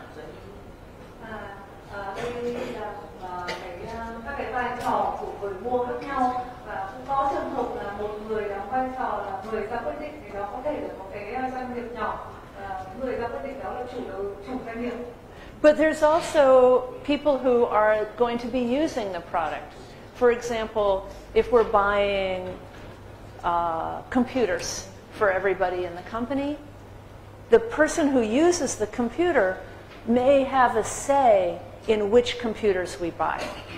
Ngoài người ta quyết định về mua hàng thì người sử dụng có thể có tiếng nói vai trò trong cái quá trình mua hàng. Chẳng hạn như công ty của các bạn dự kiến nó sẽ mua máy tính cho các nhân viên công ty sử dụng, thì các nhân viên công ty cũng có thể có ý kiến về các cái loại hình máy tính mà họ muốn công ty mua. And if we're buying computers for our company, likely, depending on the size of the company, there may be an IT department who's involved in specifying what kinds of features and capabilities the computers have. Cũng liên quan đến cái ví dụ mà mua máy tính đó thì thông thường là các công ty thì cũng sẽ có một cái bộ phận phụ trách về công nghệ thông tin, và cái bộ phận công nghệ thông tin này thì sẽ xác định các cái cấu hình, cái kỹ thuật của máy tính. And there might be somebody who used a particular computer at another company, has an opinion, and becomes an influencer in the purchase decision. Trong cái quá trình mua hàng này thì chúng ta có thể có các cái nhóm người là có thể có ảnh hưởng, chẳng hạn như là có một cái công ty khác họ cũng đã từng mua máy tính cho công ty của mình rồi, thì họ cũng có thể là có ý kiến với cả cái công ty này xem là nên mua loại máy tính nào là tốt, thì cái người đó gọi là người có ảnh hưởng. And then there might be, in a larger company, a job called purchasing agent, and this is the person who sends out the purchase order. Đối với cả một cái công ty có quy mô lớn thì thường họ cũng có các cái đại lý mua hàng, thì cái đại lý mua hàng này mới là cái người mà sẽ tiến hành đặt hàng. So you all have worked in businesses, and you know that when a purchase decision is made, that there are lots of people involved. Các bạn thì cũng là người hoạt động trên thị trường tương đối là lâu năm rồi, các bạn cũng biết rằng là trong cái quá trình mua hàng thì có rất nhiều bên có liên quan, rất nhiều người có đóng vai trò trong cái quá trình mua hàng. Are you familiar with this concept? Có lẽ là cũng đã quen thuộc với cả các cái khái niệm này rồi, đúng không? Okay. Now, the reason I bring it up is because each of these job roles has a different agenda. Lý do tôi đưa cái nội dung này ra là để truyền tải cho các bạn về thông điệp là mỗi người thì sẽ đều có một cái lịch trình, các cái vai trò mua sắm nhất định. Each of them cares about something different. Mỗi nhóm người lại có quan tâm đến một nội dung khác nhau, một khía cạnh khác nhau. Like the purchasing agent wants to get the best price. Ví dụ như đại lý mua hàng thì họ sẽ chỉ quan tâm đến việc làm thế nào để có được cái mức giá thấp nhất. And the decision maker cares about the business value that they're getting. Còn người đưa ra quyết định thì họ lại quan tâm đến cái kết quả cuối cùng là như thế nào. And the users, they want it to be easy and reliable. Thế còn đối với cả người sử dụng sản phẩm thì sao? Họ chỉ muốn làm thế nào sử dụng lắp đặt sản phẩm và sử dụng dễ dàng. And the specifiers, they care, is this going to fit into our IT department existing equipment? Đối với cả những cái người mà xác định các cái tiêu chuẩn thông số về kỹ thuật thì họ sẽ quan tâm đến là cái sản phẩm mới thì có tương thích với cả hệ thống công nghệ thông tin hiện tại có của công ty hay không. So this means we as marketers need to adjust our messaging to each buying role. Chính vì vậy mà chúng ta với tư cách là những người làm về marketing thì chúng ta phải truyền tải những cái thông điệp phù hợp với từng nhóm người, từng đối tượng. And the same is true in consumer, but it's less complicated.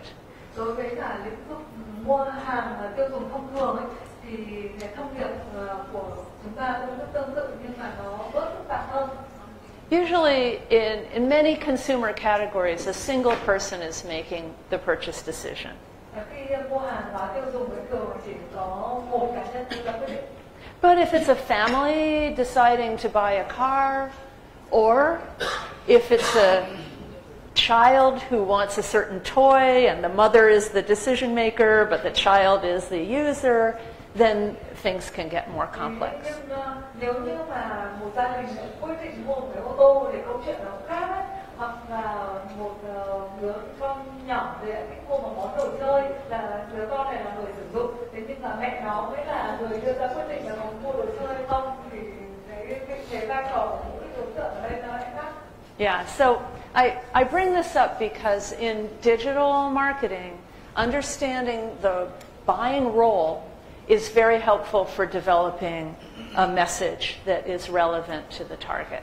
Lý do tôi đưa những cái nội dung này ra ấy, là bởi vì trong cái truyền thông marketing số thì việc là chúng ta đưa ra được cái thông điệp phù hợp là rất quan trọng.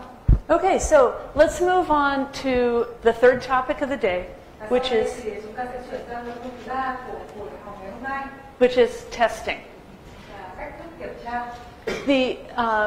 The digital environment, it allows us to test so many things.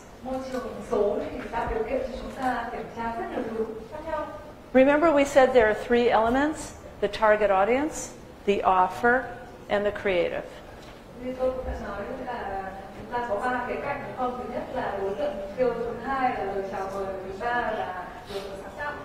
So we can test all of these elements. Let me show you a very simple creative test.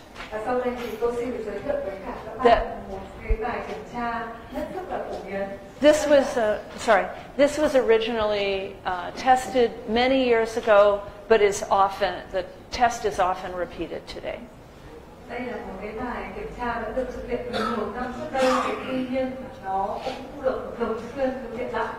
Now, this may look like an offer test, but it's actually a creative test. Bài kiểm tra này thì nhiều bạn nghĩ rằng đây là bài kiểm tra về hiệu quả của lời chào mời, nhưng mà thực ra không phải như vậy. Đây là bài kiểm tra đối với cả nhân tố sáng tạo. Because we're making it a half price offer, but we're describing the offer differently. Mục tiêu của chúng ta là giảm giá sản phẩm một nửa, nhưng mà cái thông điệp mà chúng ta truyền tải thì bằng những cách khác nhau và nó có hiệu quả như thế nào? So the way this works is we take our target audience, we cut it in half, and half of the people see this, and the other half see this. Cách người ta tiến hành kiểm tra cái nhân tố này là như thế này. Họ mời tất cả các đối tượng khách hàng mục tiêu đến một nơi nhất định, và sau đó họ chia cái nhóm đấy ra làm hai, và mỗi một nhóm thì sẽ được nhìn đến một cái thông điệp khác nhau. Thông điệp ở trên là giảm giá một nửa, và nhóm thứ hai thì nhìn thấy thông điệp là giảm giá 50%. So may I ask you, which one do you think was more powerful? Tôi có thể hỏi ý kiến các bạn được không? Nếu theo các chị thì cái thông điệp nào thì sẽ hiệu quả hơn? How many people think 50%? Ai đồng ý phương án 50% thì đề nghị giơ tay ạ. Okay, how many people think half off? Ai ủng hộ phương án giảm giá một nửa? Nobody. So you guys are all going for 50%. This test has been around for many years, and in fact it is 50%, is a stronger presentation of the offer versus half off. Đây là một cái bài kiểm tra đã được thực hiện nhiều năm trước đây rồi, và kết quả cho thấy là cái thông điệp giảm giá 50% thì hiệu quả hơn. But what's the theory behind it? Why do you think 50% is more powerful? Theo các bạn điều gì? Right. It's very tangible. Anytime you can include numbers, people find that more compelling and more trustworthy. Oddly.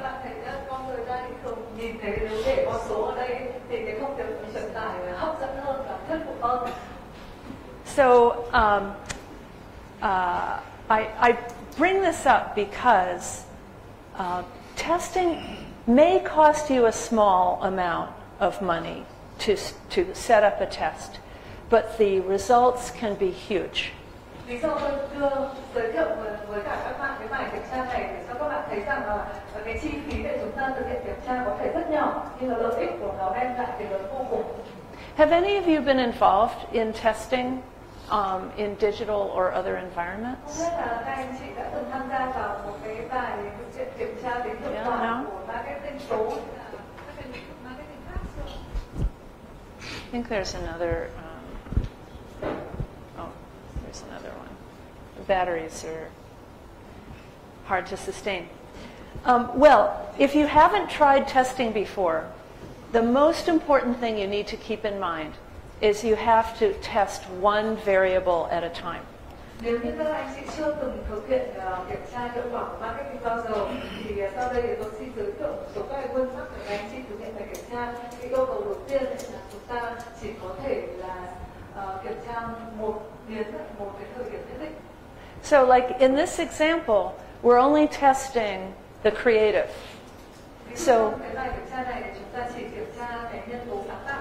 So we can divide the audience into two parts and show one to one group and the other to the other group. Trong cái bài kiểm tra này thì chúng ta chia cái nhóm đối tượng mục tiêu ra làm hai và mỗi một nhóm sẽ được nhận những cái thông điệp khác nhau. But what if we want to test two variables? Say we have an idea for a different offer, a better offer, and say we have an idea for a better creative, like a different design or better copy. Thế nhưng trong trường hợp anh chị muốn kiểm tra hai biến thì sao? Tức là vừa muốn kiểm tra tính hiệu quả của lời mời chào và cũng vừa muốn kiểm tra mức độ sáng tạo thì sao?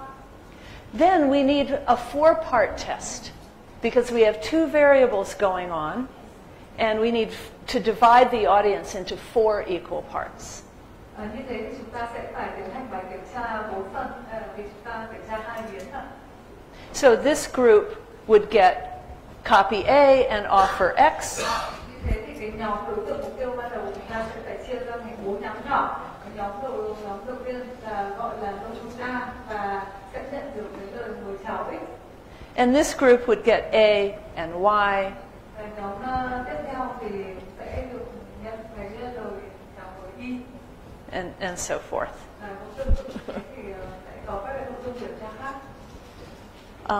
So, any questions about testing?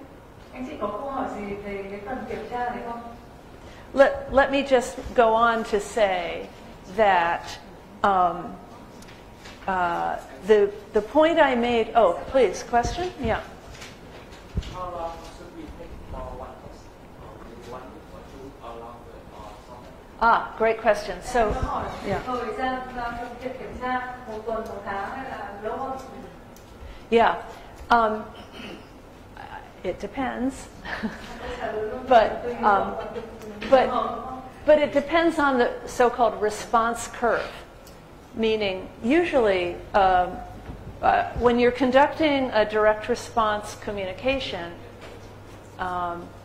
we end up with a response curve where the responses will come in over time like this. So the curve might move like this and then fall off. Or more likely, it'll go like this and then fall off. And so and here's the number of responses and here's time. So on the first day, maybe you get like 2 orders and then you get more and more and more, and then you get fewer. So you'll be able to count the number of orders each day. In digital environments, it's going to be each hour. So in a digital environment, this might be 72 hours. But if you're using an advertisement on the side of the road or a billboard or something, then it might be weeks or months. But once you're able to track the responses, then you can estimate how long it will take. If that's clear. Thông thường theo quy định thì cái đường cong này nó sẽ có hình dạng phân bổ như cô vẽ trên màn hình. Đối với cả là truyền thông bằng một trực tiếp mà trên môi trường số thì cái khoảng thời gian mà chúng ta đo lường của chụp ảnh đây nó có thể là tính theo giờ. Còn đối với cả các quảng cáo thông thường mà chúng ta đăng quảng cáo trên tường các cái tòa nhà hoặc là dọc theo các cái sao lộ thì cái thời gian để xác định kiểm định thì nó có thể là hàng tuần thậm chí là hàng tháng. Chúng ta sẽ căn cứ vào cái đường cong phản hồi này để xác định xem là thời gian tiến hành kiểm tra bao lâu là phù hợp. So the other thing I wanted to point out is that each variable that you test will have a stronger or weaker impact depending on its power. Một giới thiệu là đối với cả mỗi cái nhân tố mà các bạn kiểm tra ở đây thì nó có các cái tầm quan trọng và hiệu quả khác nhau. Remember this work we did here? Nhớ về cái bài tập chúng ta đã làm trong đầu giờ sáng này rồi đúng không? In fact, the reason we know the answer to this question is because we've been testing target audiences, offers, and creatives for 100 years. Lý do chúng ta biết được rằng con số này là con số đúng là bởi vì chúng ta đã thực hiện theo cái bài kiểm tra này khoảng 100 năm nay rồi. So, and I know this from personal experience, having done many tests over the years.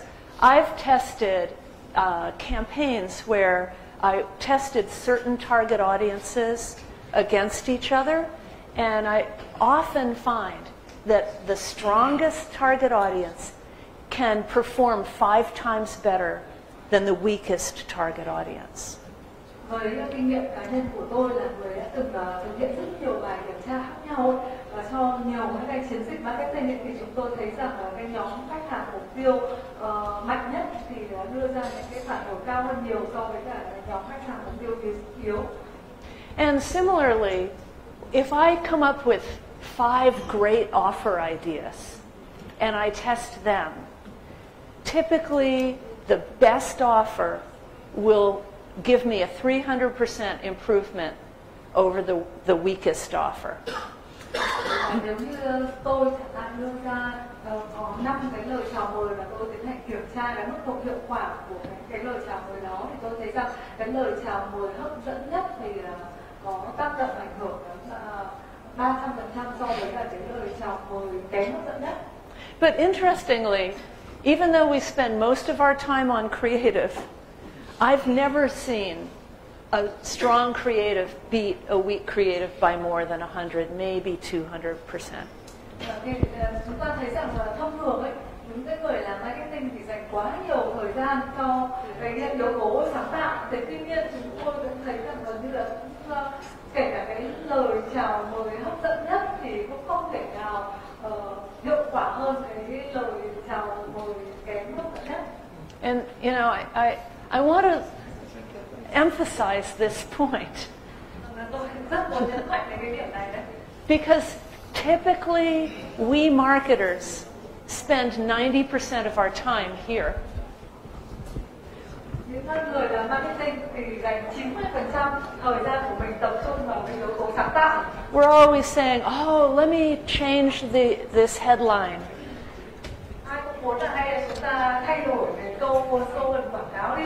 Or let's use this color. This color is better than this color. Hoặc là chúng ta chọn một cái màu khác cho quảng cáo, màu này có thể bắt mắt hơn cái màu kia. We do, right? And ta tập trung vào nhiều thời gian vào cái việc đó đúng không? And it's true. One color is better than another color if you test it. Điều đó hoàn toàn đúng. Nếu như các bạn tiến hành kiểm tra thì các bạn thấy rằng màu sắc này rõ ràng là hiệu quả hơn cái màu sắc kia. But if you're looking for results, please focus on your target audience first and pick the most likely prospects and then focus on your offer.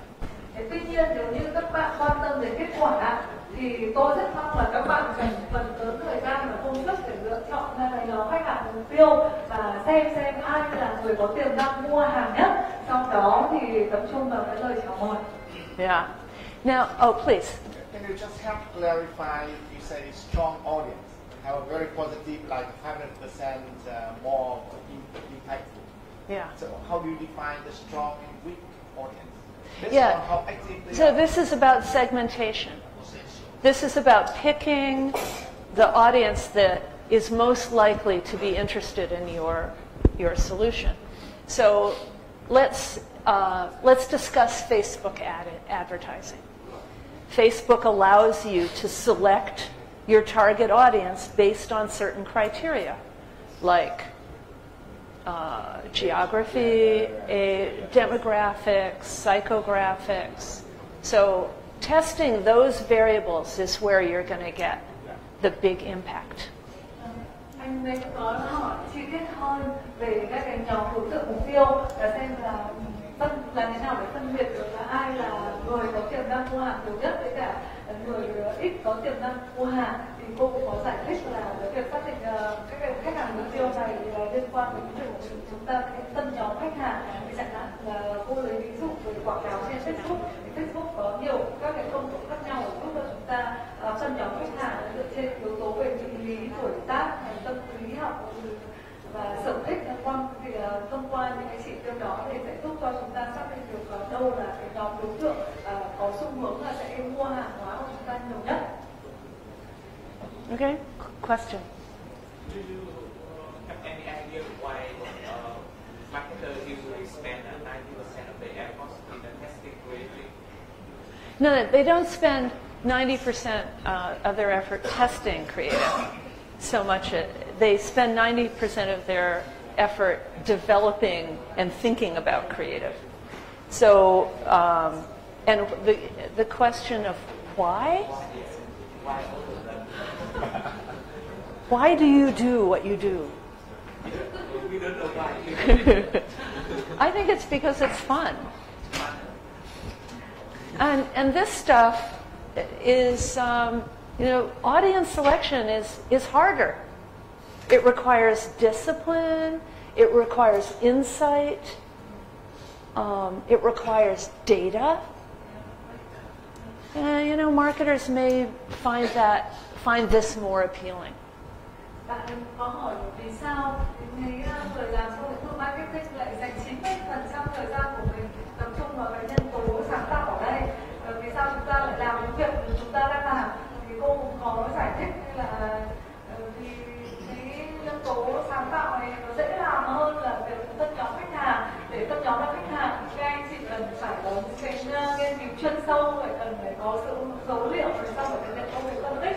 Trong khi đó làm cái yếu tố sáng tạo thì nó lại vừa vui, vừa hấp dẫn, lại vừa dễ hơn nhiều so với cả hai cái phần ra.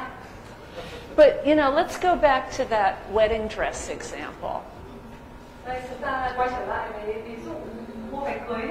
Some of you came up with some very clever offer ideas, like should we offer a free photo at your wedding? Or maybe we should, what were some of the other offers? Makeup, free makeup at your wedding, or a 10% discount on your wedding dress. Trong cái ví dụ này thì các bạn đã đưa ra rất nhiều lời chào mời sáng tạo, nào là miễn phí chụp ảnh, miễn phí trang điểm, thậm chí là đưa ra chiết khấu 10% cho giá thuê váy cưới.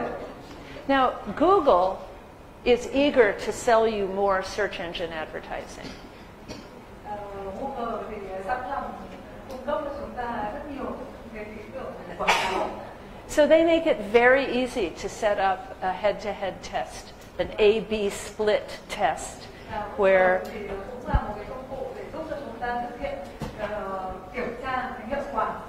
and so you can say, I'm going to test 10% discount against free photo at the wedding.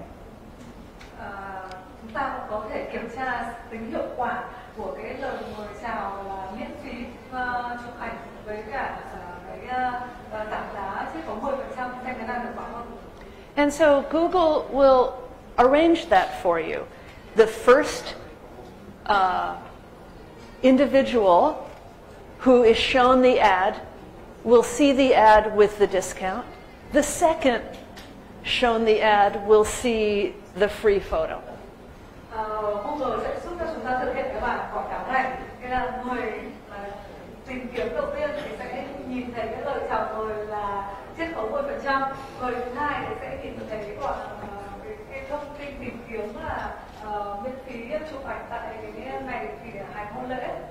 And then the third gets the ad, gets the discount, and the fourth gets the photo. Như vậy thì là người truy cập thứ ba thì sẽ nhìn thấy cái thông điệp là miễn phí khách sạn, thứ tư thì là nhìn thấy thông điệp miễn phí trang điểm. And the clicks are the metric. So you wait until enough clicks come in, and this is where you need some statistical analysis to determine how many clicks before you determine the results, which I don't want to get into here. And you look at the response curve.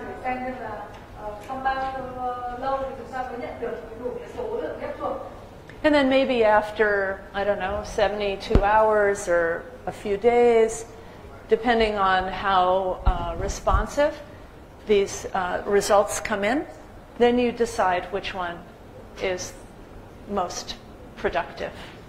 Có thể các bạn chờ 72 giờ hoặc một vài ngày để thu được kết quả, và dựa trên kết quả chúng ta nhận được thì chúng ta sẽ cân nhắc xem lời chào mời nào là lời chào mời có hiệu quả nhất. And Facebook makes it easy to do similar tests. Chúng ta cũng có thể sử dụng Facebook để thực hiện những cái bài kiểm tra tương tự. So are any of you trying testing like this in digital markets? Not so far. I hope you will. Okay, let's look at a couple of other examples. Here's an interesting example. This is a B2B example of testing the from line in an email campaign. Đây là một ví dụ về truyền thông mua hàng giữa các cái doanh nghiệp với nhau ấy, và ở đây họ tiến hành kiểm tra cái tên của người gửi trong các email. So the marketers here thought maybe we should have the email come from an individual, a real person's name, Ryan Hammer. Ở đây thì các cái nhà tiếp thị thì họ nghĩ rằng là có khi họ nên đưa tên một cái người cụ thể trong cái dòng tiêu đề người gửi. Or maybe it would be we would get a better response if the email comes from the company name, and maybe this also it might communicate something of value, but it's about the company name, not the person's name. Thì họ có cân nhắc xem là việc để tên người gửi hay là công ty thì sẽ đem lại hiệu quả cao hơn.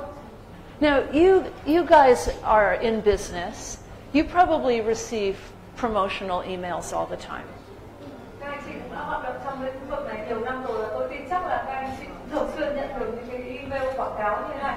So, which theory do you think is more appealing to you as a business? Theo anh chị thì là nếu để tên một cá nhân cụ thể hay là công ty thì các anh chị sẽ thấy thuyết phục hơn. And by the way, you don't know this guy Ryan. You don't have a relationship with him. Tôi cũng nói luôn là cái cá nhân tên người anh chị chưa gặp bao giờ, chưa biết gì về người ta cả. So which one would you open? Company? Company? Wow.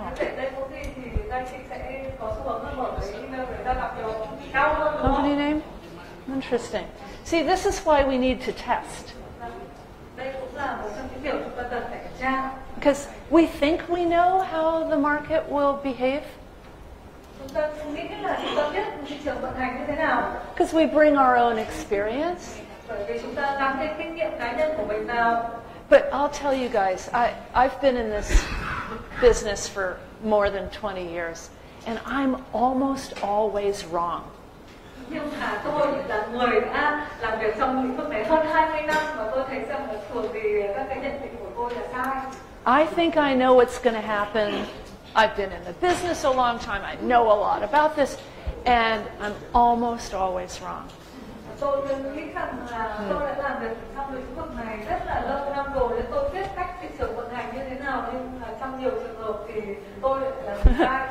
And that's why I love direct response communications, because it allows me to learn the truth from the market.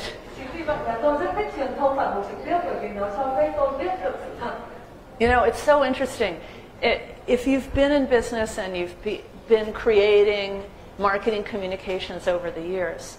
Maybe you've been in meetings where the decision was made about red versus orange.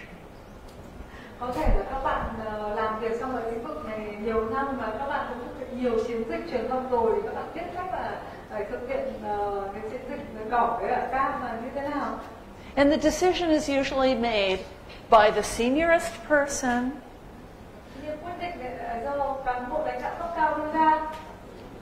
or the person with the loudest voice. Right? And let's let the market tell us what.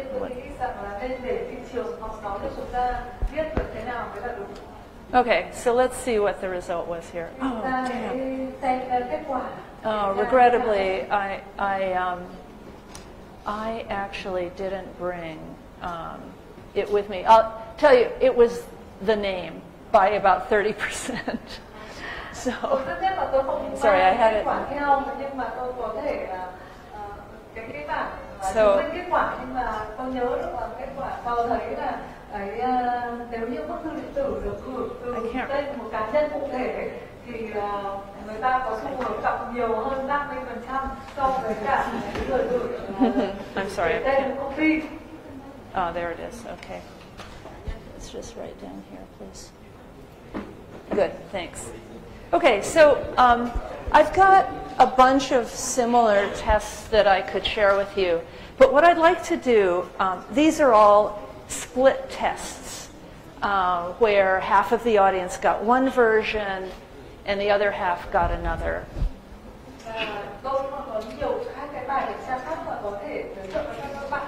Trên màn hình các anh chị nhìn thấy là họ kiểm tra cái giao diện khác nhau của trang thiết kế, là có một nhóm người dùng thì được nhìn thấy cái giao diện như thế này và nhóm khác thì nhìn thấy giao diện như thế này. So you can see here that the difference, the single variable that was tested was this one had an image and this one had a video, but everything else is the same. Các chị có thể nhìn thấy ngay sự khác biệt giữa hai cái giao diện này, là giao diện này thì có video, giao diện này thì không, còn các nội dung khác như thế. Họ đang kiểm tra để biến này đấy. Yeah, but and the video won by 3 times. Kết quả cho thấy là cái trang giao diện có video thì đã tăng cái tỷ lệ chuyển đổi lên 300% so với cả trang thông thường. And I've got a lot of examples, but I think you understand the concept. So let's move to the next topic. Tôi còn có nhiều các cái bài kiểm tra khác muốn giới thiệu với các bạn, nhưng mà bởi vì thời gian cũng không còn nhiều nên là xin phép các bạn là bỏ qua bớt cái bài kiểm tra này để chuyển sang cái nội dung tiếp theo. Okay, so I'm going to finish up with the fourth topic of the day on the subject of content marketing.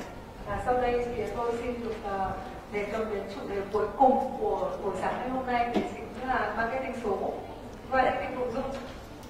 And the reason that content marketing is becoming so popular is that audiences are losing their confidence in companies.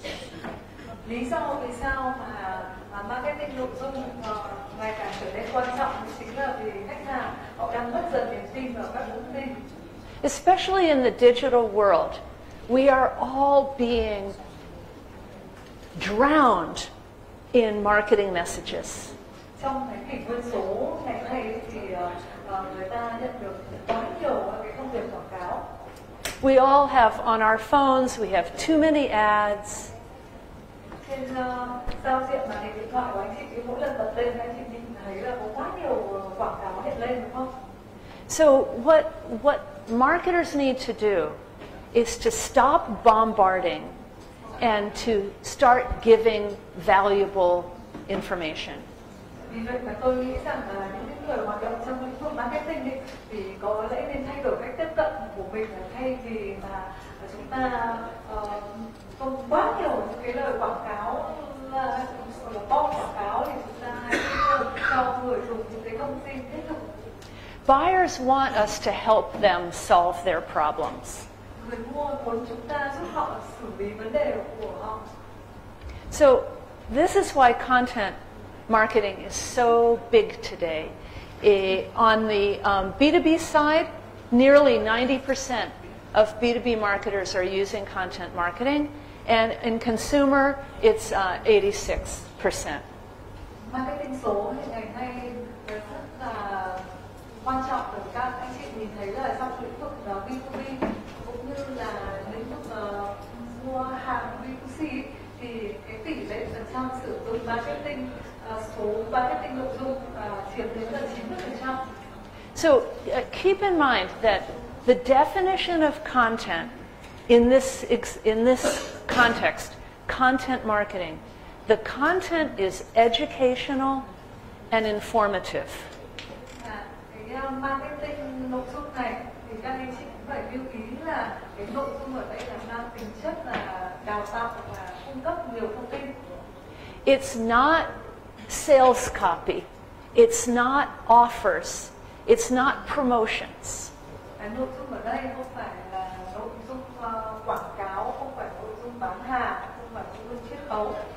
It's helpful information. Mà là các thông tin thiết thực với người dùng. And content marketing is not new. Marketing nội dung không phải là một lĩnh vực mới. It was one of the earliest examples was from business to business, a tractor manufacturer called John Deere.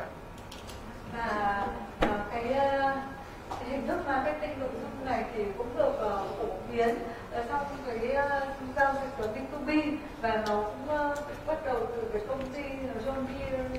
And in 1895, they started a magazine which they gave away to farmers. Cái công ty John Deere này đã phát hành ra cái ấn bản thông tin vào năm 1895 và họ phát hành những cái ấn bản này cho những người nông dân. And the magazine was not about John Deere tractors. Và cái tạp chí này thì không phải nói về cái công ty John Deere này đâu. It was about how you can be a better farmer. Mà cái cuốn sách này hướng dẫn cho người nông dân cách làm nông nghiệp tốt hơn. And in the 1800s and the late 1800s and early 1900s, my country was an agricultural nation. Nếu các bạn biết đến nước Mỹ vào cuối thế kỷ 19 và đầu thế kỷ 20, nước Mỹ là một nước nông nghiệp.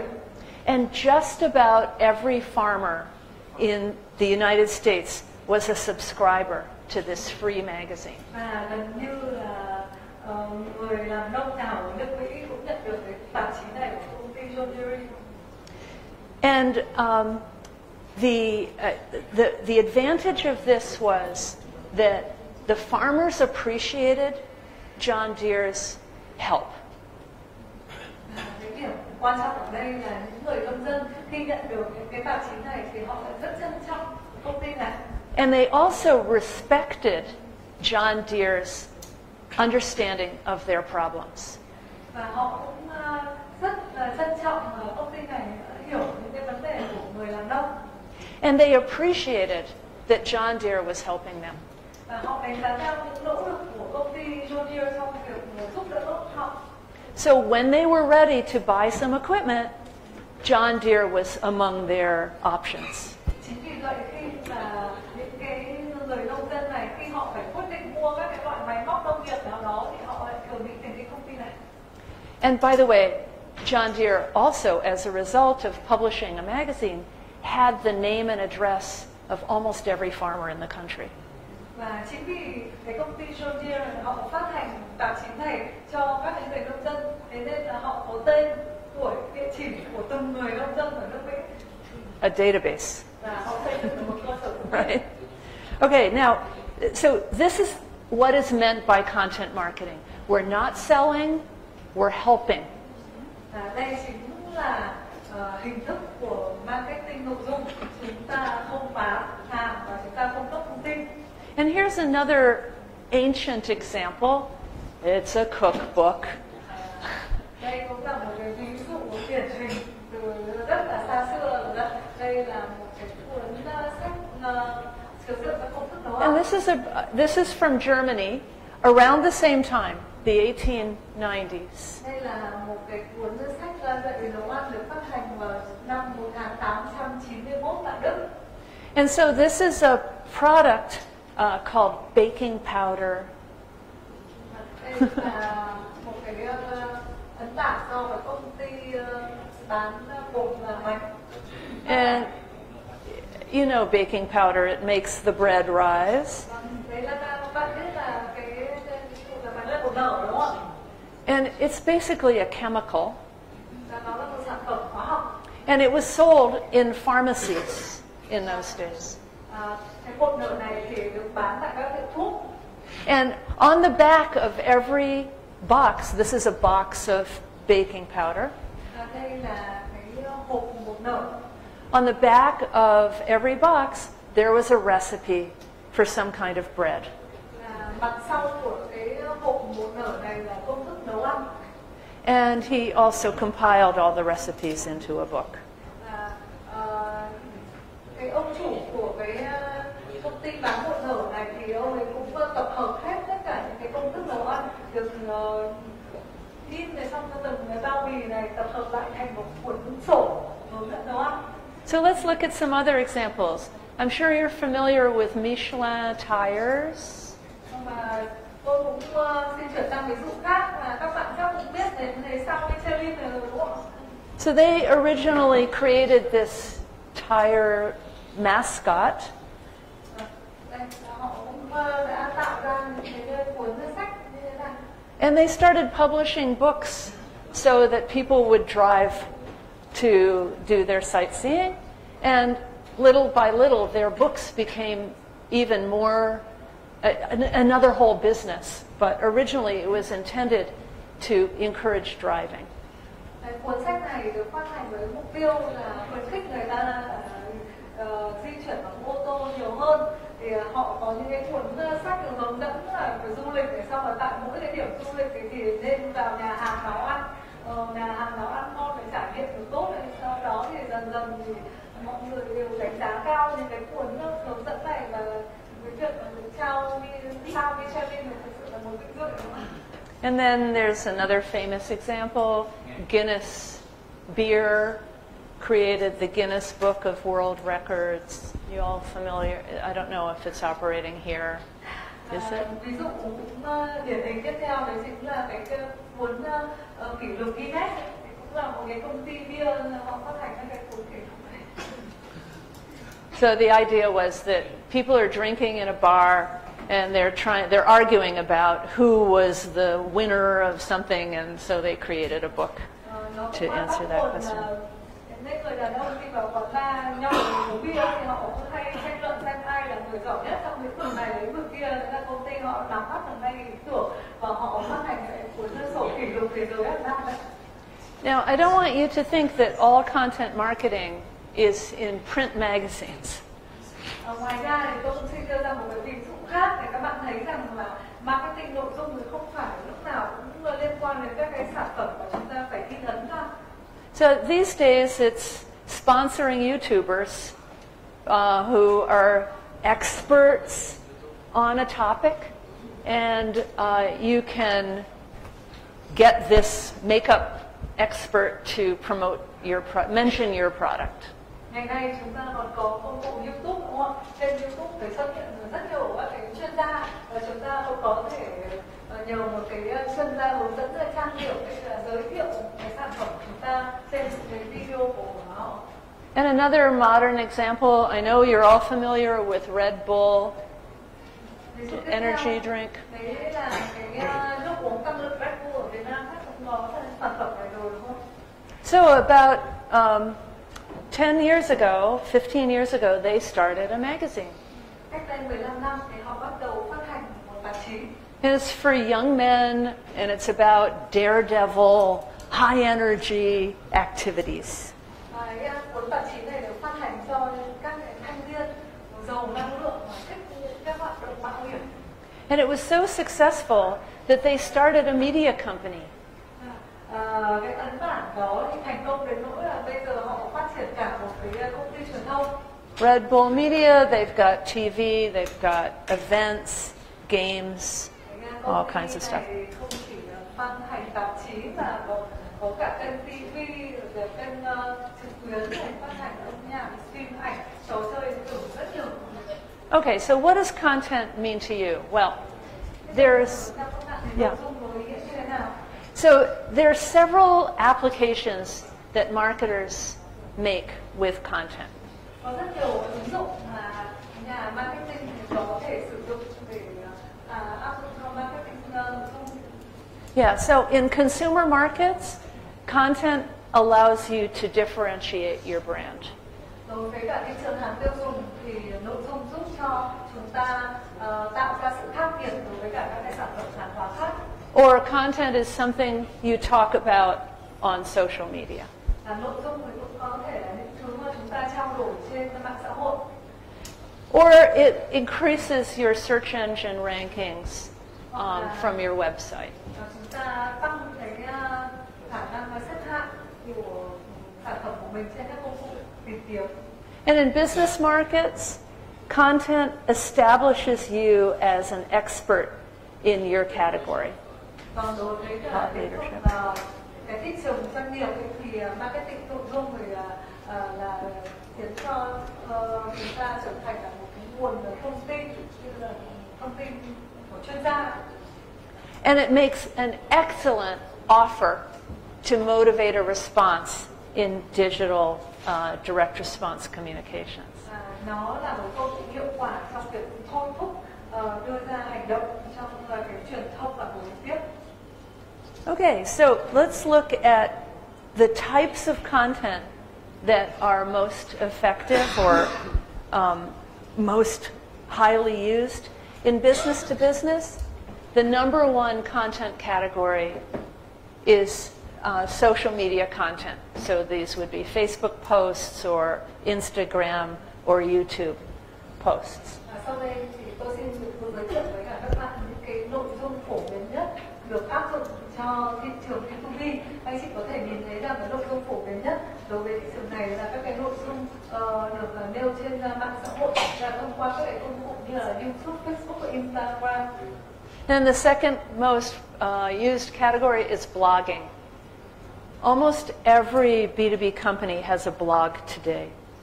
Cái hình thức nội dung thứ hai đấy là các cái bài đăng blog. Hầu hết các cái doanh nghiệp thì họ đều có các cái bài blog đăng tải. And the third most used category is email newsletters. Hình thức được sử dụng phổ biến thứ ba đấy là các cái thư thông báo, thư điện tử thông báo. Where you might provide a monthly newsletter about developments in the industry or trends. Các bạn có thể sử dụng gửi các cái thư thông báo định kỳ hàng tháng về các xu hướng diễn biến mới nhất thị trường của các bạn. Okay, let's look at consumer content. Again, the number one most used content is social media posts. Thế còn đối với cả thị trường B2C thì sao? Các bạn thấy là cái nội dung, cái hình thức được sử dụng phổ biến nhất cũng vẫn là mạng xã hội. And then the second is blogs, and the third is email newsletters. Hình thức thứ hai là blog và hình thức thứ ba là thư điện tử thông báo, vẫn là. But the fourth is video. The fourth is video. Cái hình thức phổ biến thứ tư là video. This is a very hot new category, video. Rất mới. These are the percentages of marketing budgets that are spent on content today. Trên màn hình các anh chị có thể nhìn thấy tỷ lệ ngân sách được phân bổ cho marketing nội dung. Huge. Rất lớn đấy. Huge numbers. Here's a list of the typical content types or format types. You see there are many, many types of content. Trên màn hình anh chị sẽ thấy danh mục các cái loại hình marketing nội dung. So you can, have a list here. Marketers are finding that they can't do everything. Những người làm marketing thì họ thấy rằng họ không thể làm hết được những thứ này. And the other problem is that marketers are not publishers. Và thêm một điểm nữa là những người hoạt động trong lĩnh vực marketing không phải là người làm xuất bản. But content marketing requires us to become publishers. Tuy nhiên, marketing nội dung đòi hỏi chúng ta lại phải trở thành những người xuất bản. And this is not so easy. Tôi biết rằng điều đó cũng hoàn toàn không dễ dàng một chút nào. So we're not that good at it. Chúng ta, những người làm marketing thì vẫn chưa giỏi trong việc này đâu. We're putting stuff out, but people are not necessarily engaging with it. Chúng ta cung cấp nhiều thông tin, nhiều nội dung cho người dùng, nhưng mà người dùng thì cũng chưa hoàn toàn hưởng ứng. So it's important to develop a strategy. Chính vì vậy chúng ta cần phải xây dựng một chiến lược. And I have this strategic approach that I'd like to leave you with. Tôi cũng xin giới thiệu với cả các anh chị cái chiến lược như thế này. And this approach is built around the concept that we just learned about 20 minutes ago, namely the buying process. Chiến lược này được xây dựng trên nền tảng cái quy trình mà chúng ta vừa mới trao đổi với nhau cách đây 20 phút, thì là quy trình mua hàng. So what I'm saying is, first we select our target audience, and then we understand their needs. Trước tiên chúng ta phải xác định đối tượng khách hàng mục tiêu và biết được nhu cầu của họ là gì. Then we analyze how they buy. Sau đó chúng ta xem xét là cách thức họ mua hàng như thế nào. And then we create content that meets their needs at each stage of the buying process. Sau đó thì chúng ta sẽ xây dựng nội dung đáp ứng được nhu cầu của họ tại từng bước trong cái quy trình mua hàng. So you may say, okay, well, how do I define my target audience? Các bạn cũng có thể đặt ra câu hỏi là thế nào để tôi biết được ai là khách hàng mục tiêu của mình. And here's a list of the types of variables that we use in business markets and consumer markets to identify audience segments. Đây là các biến số mà chúng tôi sử dụng để xác định khách hàng mục tiêu trong trên thị trường doanh nghiệp và trên thị trường khách hàng tiêu dùng. And then we need to understand their needs. And the only way to do this is through research and analysis. Chúng ta phải hiểu nhu cầu của đối tượng khách hàng mục tiêu để có thể biết được nhu cầu của khách hàng mục tiêu, thì chẳng có cách nào khác là chúng ta phải nghiên cứu. So you can spend money on market research. Chúng ta có thể dành tiền để thực hiện các cái nghiên cứu thị trường. Or you can interview your customer-facing personnel. Hoặc là chúng ta có thể trao đổi với cả các cái nhân viên mà có trao đổi tiếp xúc trực tiếp với khách hàng. Like your salespeople, your service people, anyone who's in touch with customers, they tend to have a lot of information in their heads about the needs of your customers. Nó có thể là nhân viên bán hàng hoặc là nhân viên phục vụ của dịch vụ khách hàng. Đây là những người thường xuyên tiếp xúc trực tiếp với khách hàng. Họ có thể là có rất nhiều thông tin, nhiều ý tưởng. And another very clever method for staying in touch with your audience is to create an advisory board. Một cách tiếp theo rất là hiệu quả là chúng ta tạo một cái ban cố vấn. This is when you invite, I don't know, maybe 5, maybe 12 customers to meet with you regularly and give you insights into the problems that they have. Chúng ta có thể mời 5, 10, thậm chí là 12 khách hàng có các cái buổi làm việc thường xuyên với cả công ty để công ty tìm hiểu nhu cầu của họ là gì. Yeah. So you can also use online tools to discover the needs and interests of your target. Google and BuzzSumo have a number of tools you can, for example, look at what they're searching on. Chúng ta cũng có thể sử dụng một số các cái công cụ trực tuyến để biết được nhu cầu cũng như sở thích của đối tượng. Các anh chị cũng có thể sử dụng cái công cụ tìm kiếm Google, BuzzSumo để biết được về nhu cầu hiện nay của khách hàng là gì. Các anh chị nhìn thấy khi chúng ta đưa những cái tìm kiếm ở trên Google có ra các cái gợi ý câu hỏi tự động. Okay, and then I'm just going to jump over this. You can also develop content in response to your customer's needs and then so-called repurpose it. Chúng ta có thể thiết kế những cái nội dung đáp ứng được nhu cầu của khách hàng và sau đó thì xác định lại nội dung của các hoạt động đó. So, for example, say you create a research report that helps your customers understand the nature of their problem. Ví dụ chúng ta cũng có thể thực hiện một nghiên cứu để giúp khách hàng biết được vấn đề của họ là gì. You can usually turn that research report into 20 or 30 different tweets. Và các bạn cũng có thể sử dụng cái báo cáo đó để chuyển thành 20 hoặc là 30 tweet trên mạng. And then the last thing I'd like to talk about today is deciding whether or not you're going to put a gate in front of your content. Và nội dung tiếp theo, tôi cũng muốn chia sẻ với các bạn là chúng ta có nên bảo vệ nội dung của mình hay không. This is a really interesting business challenge. Đây là một thách thức trong ngành. So say you created a research report to help your customers understand a problem that they're struggling with. Ví dụ như các bạn thực hiện một cái báo cáo nghiên cứu để giúp khách hàng nhận thức được về vấn đề mà họ đang phải đối mặt. And say you're running a campaign to try to attract prospects to come to engage with you. Và các bạn thực hiện một chiến dịch để thu hút những khách hàng tiềm năng đến với cả các bạn. A research report can be a very powerful motivational offer. Cái báo cáo nghiên cứu đó thì cũng có thể là một cái lời chào mời thu hút sự chú ý của khách hàng rất hiệu quả. But you want to get the name and address of the audience who's interested in the report. Tuy nhiên các bạn cũng muốn biết tên và địa chỉ của cái đối tượng mà quan tâm đến cái báo cáo nghiên cứu đó.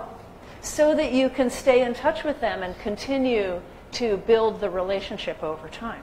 Và chỉ có như thế thì chúng ta mới tiếp tục liên hệ được với các khách hàng và xây dựng một mối quan hệ lâu dài. So if you decide I need that name and address, nếu như các bạn quyết định là tôi cần phải có tên và địa chỉ của khách hàng, we call this gating, putting a gate in front of your offer. Để chúng ta tạo ra một cái cánh cổng trước cái lời chào mời của mình. Then you will get their names, but many people will refuse to fill out the web form. Các bạn cần có tên và địa chỉ khách hàng, nhưng mà rất nhiều người không muốn điền những cái thông tin đó trên mạng. So this is not an easy decision. I don't have a correct answer for you. Tôi biết đây là một câu trả lời khó và tôi không có câu trả lời đúng cho các bạn. But with this slide, I've listed the reasons to gate and the reasons not to gate. Trên màn hình thì tôi cũng đã đưa ra một số lý do, một số quan điểm ủng hộ và một số quan điểm phản đối. So you can decide which is the strategy that you want to pursue. Trên cơ sở đó, các anh chị sẽ tự đưa ra quyết định mình nên tiếp cận theo hướng nào. Because a content that has a web form gate will generate a lower response. Bởi vì các cái nội dung mà được đăng tải trên trang web thì thông thường là có cái tỷ lệ phản hồi ít hơn. But you'll have their name and you can continue to market to them. Nhưng mà các bạn lại có tên của khách hàng và các bạn trên cơ sở đó có thể tiếp tục liên lạc với khách hàng. And content with no gate, where they can just download it. Và nếu như cái nội dung mà lại không có cửa ở đây, nghĩa là họ có thể tự download thoải mái. You'll get a much higher response rate. Thì chúng ta lại nhận được cái tỷ lệ phản hồi cao hơn. But you won't know who they are. Nhưng mà lại chẳng biết những người tải là ai. So this is the trade-off. Đây là cái sự đánh đổi để chúng ta phải lựa chọn. And it depends on your marketing strategy. Nó hoàn toàn phụ thuộc vào cái chiến lược marketing, cái chiến dịch marketing của các bạn. Okay, so with that, we've talked about direct response communications. We've talked about the buying process. We've talked about testing. And we've talked about content marketing. Như vậy, đến nay chúng ta đã trao đổi về 4 chủ đề. Thứ nhất là truyền thông phản hồi trực tiếp, thứ hai là quy trình mua hàng, thứ ba là các cái cách thức chúng ta tiến hành kiểm tra cái hiệu quả, và cuối cùng là thứ tư là marketing nội dung. And I would like to thank you guys for staying here for, 3 hours and paying attention to all of this crazy digital marketing content. Sâu sắc đến tất cả các bạn đã dành thời gian 3 tiếng buổi sáng ngày hôm nay để lắng nghe những nội dung mà tôi truyền tải liên quan đến marketing số. And I'm very active on LinkedIn, so if you'd like to send me a LinkedIn invitation, I'll be happy to connect with you.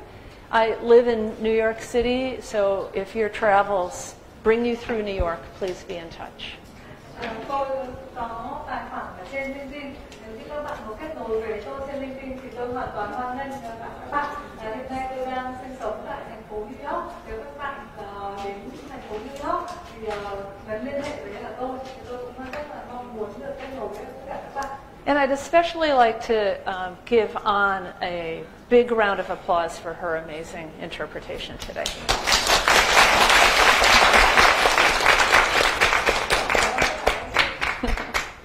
Okay, so Can you share the that's slide? it. Yeah, the slides are available, right? Sau đây thì em xin mời các anh chị học viên sẽ trên buổi chụp ảnh. I'm sorry?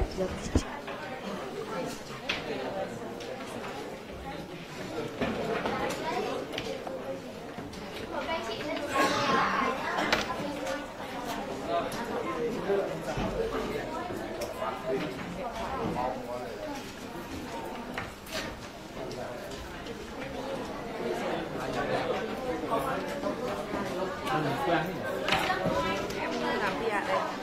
Vâng ạ.